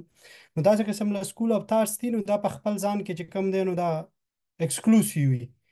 نو په کار دا ده چې مطلب لکه اوس مونږ چې په خپله چې کوم دی نو د ایز ریسرچر یا ایز سټوډنټ مونږ چې کوم دی نو دا ټول سکول اف تھاټس ګورو د هغې نه مونږ زده کړې کوو هغې نه موږ مطلب لکه په د سیم ټایم موږ مارکسیزم وایو، لیبرلیزم وایو، ماډرنیزم وایو، پوسټ ماډرنیزم وایو، خو د هغې نه موږ بیا خپل یو مطلب خپل یو معنی چې کم دی نو اخلو. نو په کار دا ده چې مطلب موږ په دې کټګوریز کې هم مطلب د دې لږ شان خیال ساتل پکار دی چې مطلب یو بل په دغه رغه سره، ځکه چې زموږ پښتني ټولنې ته چې کم دی نو دې خبرو هم ډېر تاوان رسولی، ځکه چې یو عام لکه زموږ د مشرانو په خبرو کې اوس هم کمیونیزم هغوی د ایتیزم دپاره کاروي که نه، د هغې وجه څه ده؟ نه هغه دغه ده چې د خلکو هغسې ټرانسلیشن او هغه نه. نو په دې خبرو ستاسو او د فهیم صاحب او د انسان فاونډیشن ډېره مننه کوم چې بلنه یې راکړه. دې باندې مې ستاسو سره خپل نظر شریک کړو. ډېره مننه. بیا کې نو زیر صاحب وروستۍ خبرې به ستاسې په بحث کې ښایي ټول مسایل یاد شوي وي او ځینې مسایل که پاتې وي راسره شریکولی شي. وروستۍ خبرې ستاسې دي، د وروستۍ څو دقیقې وخت لرو، نو مهرباني بحث به ستاسې په خبرو پای ته ورسوو. مننه. ډېره مننه امین صاحب. ما خو ډېر ورقې راوړې وې، خو زه به 3 نقطې یاد کړم. اوله نقطه مخکې یو ملګري پوښتنه وکړه چې موږ څنګه کولی شو چې فرض مثال د افغانستان او پښتنو اقتصادي مطالعاتو باندې وکړو، هغه په انډیجنس دغه باندې وکړو، افغان او د عوام سړي لرلید وکړو. د ما څو خبرې په هغې کې دا دي چې د بارت کتاب چې موږ شی زده کولی شو هغه دا دی چې په پښتنو کې شخصیت ډېر زیات مهم دی. شخصیت لکه موږ چې وایو فرض مثال کاریکټر دا یو سیاسي ریسورس دی، او د پولیټکس اف ایموشن چې دي دا د لکه موږ چې کله وایو چې فرض مثال په پالیسیو باندې به خبرې وشي، خلک عموما کله چې په سیاستوالو باندې نقد کېږي، د بارت کتاب دا هڅه کولی شو چې پښتانه شخصیت ته ډېر زیات اهمیت ورکوي. شخصیت د موږ د سیاسي نظم یو د لیډرانو یو لاینفک جز دی. ډېر لازمه دی موږ رهبرانو ته په جامعه کې نظم ته دوام ته چې دوی وسې کولی او که شخصیت وساتي او که شخصیت فرض مثال شاید هغه د ما مطلب هغه د پښتونولۍ لوی خصایص نه دي، بلکې دغه هم شهرت ډېر زیات مهم دی. دا مهم یو شخصي مسله نه ده، بلکې د یو سیاسي ریسورس په حیث باندې نن د یو سیاسي ریسورس په حیث باندې فرض مثال بارت حجره ښیي د خلکو ته ډوډۍ ورکول، دا ډېر دا شاید که موږ یو غربي پولیټیکل تیوري نه ورته ګورو دا هم دا دومره مهم نه دي، ځکه سازمان مهم دی، پالیسی مهمه ده، مانیفست مهم دی. مګر په دې پارت کتاب چې زده کولی شو هغه دا دی چې شخصیت ډېر زیات مهم دی، نیک نوم ډېر زیات مهم دی. د خان دغه د فرض مثال دغه جنټلمنۍ صفت او دغه جنګي صفتونه پارت د جنګي خو فعلا مهم نه دي، مګر د شخصیت برخه په سیاست کې د لیډر دا په افغانستان او په پښتنو کې ولایت فک جز د سیاست چې باید ډېر زیات توجه ورته وشي. بله جامعه چې موږ زده کولی شو د پښتنو د مطالعاتو په اړه کې هغه دا چې موږ پوه شو قدرت بهیدونکی دی. پښتني ټولنې ته له غربي تصوراتو ونه ګورو. کاکړ صاحب ډېر مشهور افغان مورخ دی، مګر د هغه منابع موږ ګورو ټول انګریزي دي. موږ اوسو کولی په خپلو شرایطو باندې د پښتو ژبې منابع د اردو ژبې د فارسي ژبې له دې نه استفاده وکړو او د یو پښتون غوندې فکر وکړو. فرض مثال موږ ونه ویو چې موږ یو چا ویلي چې پښتانه پښتونولي لرو، د خپل پلار ته وګورو، خپل نیکه ته وګورو، خپل خپلوانو ته وګورو، ټولو خلکو ته وګورو. د مارکس خبره چې په جرمن ایډیالوژي کتاب کې له اسمان ځمکې ته رانه شو، له ځمکې نه اسمان ته لاړ شو. وبخښئ یو مداخله کوم. دا وروستیو کې یو کتاب ولوست، یو آیرلنډي لیکوال لیکلی و، هغوی یادونه کړې وه چې سوله او جنګ د افغانانو مشکل ده، خو کتابونو دغه ورته بهرنیان لیکي، طرح ورته بهرنیان لیکي. خیر وسی مسئله افغانی پکار ده، طرح افغانی پکار ده، ماخذ افغانی پکار ده، سړی افغانی پکار ده، فکر افغانی پکار ده. اوس فرض مثال د ارشیفونه دي، د جوناتن لی کتاب لیکل ده چې زه عمومي خبرې ونه کړم. جوناتن لی کتاب لیکل ده په هغې کې 800 صفحې کتاب دی، 900 صفحې د عبدالرحمن خان پورې دی، باقي ټول کتاب له هغې نه وروسته دی، ځکه چې ماخذونه انګریزي دي، ارشیف انګریزي دی، انګریزي تصورات دغه کېږي راوځي. موږ باید نه یوازې ارشیف د اخراج په حیث بلکې ارشیف د سبجیکټ په حیث وګورو. لکه موږ یو ډېر لوی تیوریکي کار ته ضرورت لرو د موږ نسل چې دغه ټول سیستم لکه په یو د خبره چې په بل مخ راواړو. په افغاني شرایطو باندې ډېر زیات تیوریکي کار ته ضرورت دی. د بارت کتاب یو مهم شی چې موږ زده کولی شو د پښتنو او افغانستان د مطالعاتو باره کې هغه دا دی چې موږ پوه شو پښتانه ټولنه ثابته نه ده، یو ډېر زیات ژوندی شی دی، یو ډېر زیات تغیرېدونکی شی دی او ډېر لوی اډپټیبیلیټي لري پښتانه جامعه ځان برابرۍ له شرایطو سره. په دې حساب باندې چې فرض مثال او دغه شی ونه کړو چې بارت هم کړی، متاسفانه ما یو نقدونه به زه پرېږدم د پاور پوینټ پسې شریک کړم د خپل فیسبوک. هغه دا دی چې بارت لکه یوهانس فابین چې وایي چې انثروپولوژي میکینګ دی ادر، بارت پښتانه په یو زماني فاصله کې دي، د ټمپورل ډسټنس. موږ چې کله پښتنو په اړه ویلو غرب معاصر دی، پښتانه سنتګرا دي، سنتګرا به وي، مګر موږ په یو زمان کې اوسېږو. په کوم ځوان کې چې پښتانه اوسېږي په همدې ځوان کې نن غرب کې موږ ځوان کوو نور خلک ځوان کوي نو دغه ټمپورل ډسټنس دی دا له منځه وباسو خپل خلک دغه لوی میتافیزیک تفکیکونه له منځه وباسو د بعد په کتاب کې ساختار او ایجنسي مسله ده سټرکچر او ایجنسي چې څوک عمل کولی شي ساختارونه دي داسې تسنیسونه داسې کټګورۍ د سوال لاندې راوړو اخره خبره چې زه دا کوم هغه دا ده اخیرا یو خبره مخکې هغه دا ده چې د بارت د ښځو مسله ده زه فکر کوم بارت تصور د پښتون د سړي دی پښتون سړی دی خان سړی دی سیاسي اکټر د په کتاب کې سړی دی ولې سړی دی بارت پښتنو ته فرض مثال صحیح وي ښځې ورکول کېږي ښځې ډېر زیاتې مهمې دي ښځه نشي کېدلی له ځان یو ټیټ سړي ته ورکول شي ښځه یو ډېره مهمه د سرچینې په حیث یو سیاسي ریسورس په حیث باندې استعمالوي مګر ښځه په پښتنو کې داسې نه ده ښځې یو ډېر لوی سیاسي رول لري بارت ولې دا نه راخلي او بیرته راځو موږ میتودولوژي ته او د اپیسټیمولوژي ته هغه دا ده چې د بارت میتود د پارټیسپینټ ابزرویشن دی او پارټیسپینټ ابزرویشن یا د ګډونوالو مشاهده هغه د بارت هغه چا مشاهده کړي چې د لیکلی سو د پښتنې د خپل کتاب کې وایي چې پښتانه خپلې ښځې شاته نه کوي متاسفانه نو د پښتانه ښځې محدودې دي په کورونو کې دي د کورونو تقریبا د ښځو دپاره زندانونه دي په دې حساب باندې د په کتاب کې ښځې نشته ده نو موږ او ښځې یو ډېر لوی لکه میډییشن د جګړو ترمنځ په دې سوله کې لکه داسې پیران ښیي یو ډېر زیات لوی رول لري نو موږ دې دپاره چې د ما یو لوی نقد چې په دې نور لوی ټول انتروپولوژیستانو ورته اشاره نه کړې هغه د ښځو ده او د ښځو نقد په دې کې دی چې د ښځو نقد ته ښځو رول ته کمه توجه شوې او دا ځکه شوې چې بارس د هغې ته لاسرسی نه لرو نو دا یو اپیسټیمولوژي فیمینستانو خبره یو اپیسټمیک انجسټس ده یو معرفتي نابرابري ده ځکه چې مشاهده کول نشو لیکلی اخره خبره چې زه کوم هغه دا ده چې یو جهان تشکر د انسان ما نیکه به یو قصه کوله چې ابراهیم علیه السلام څلور کنجونه غوښې راټولې کړې مرغۍ ترې نه جوړه شوه انسان د کریم صاحب په رهبرۍ باندې د ټول موږ د څلورو قارونو واقعا راټول کړلو ډېره زیاته مننه دا ډېر زیات مهم بحثونه دي ډېر ښه شروعات دی او چې موږ سره کینو خبرې سره وکړو او د دغه بحثونو د لا ادامې په لحاظ په هیله او د موږ د هررخیزې همکارۍ په اطمینان سره ټول نه ډېره زیاته مننه ډېر زیات شیونه مو زده کړه او ډېر ښه دوستانو سره وپېژندل ډیره زیاته مننه له ټولو څخه ډاکټر صاحب شریفي ډاکټر صاحب زاهد علي شاه صاحب او ډاکټر صاحب عثمان خان زیر صاحب له تاسو ټولو مننه ما واقعا ډېر څه زده کړو ما دا کتاب لوستی خو دومره مې نه وم پرې پوه سوی لکه له تاسو مې زده کړو ډېره زیاته مننه د دې بحثونو ته به دوام ورکوو انشاءالله په راتلونکي فرصت کې به بیا سره غږیږو په نورو کتابو نورو مسایلو باندې به بحث کوو ډېره زیاته مننه سلامت اوسئ ښه وخت ډېره مننه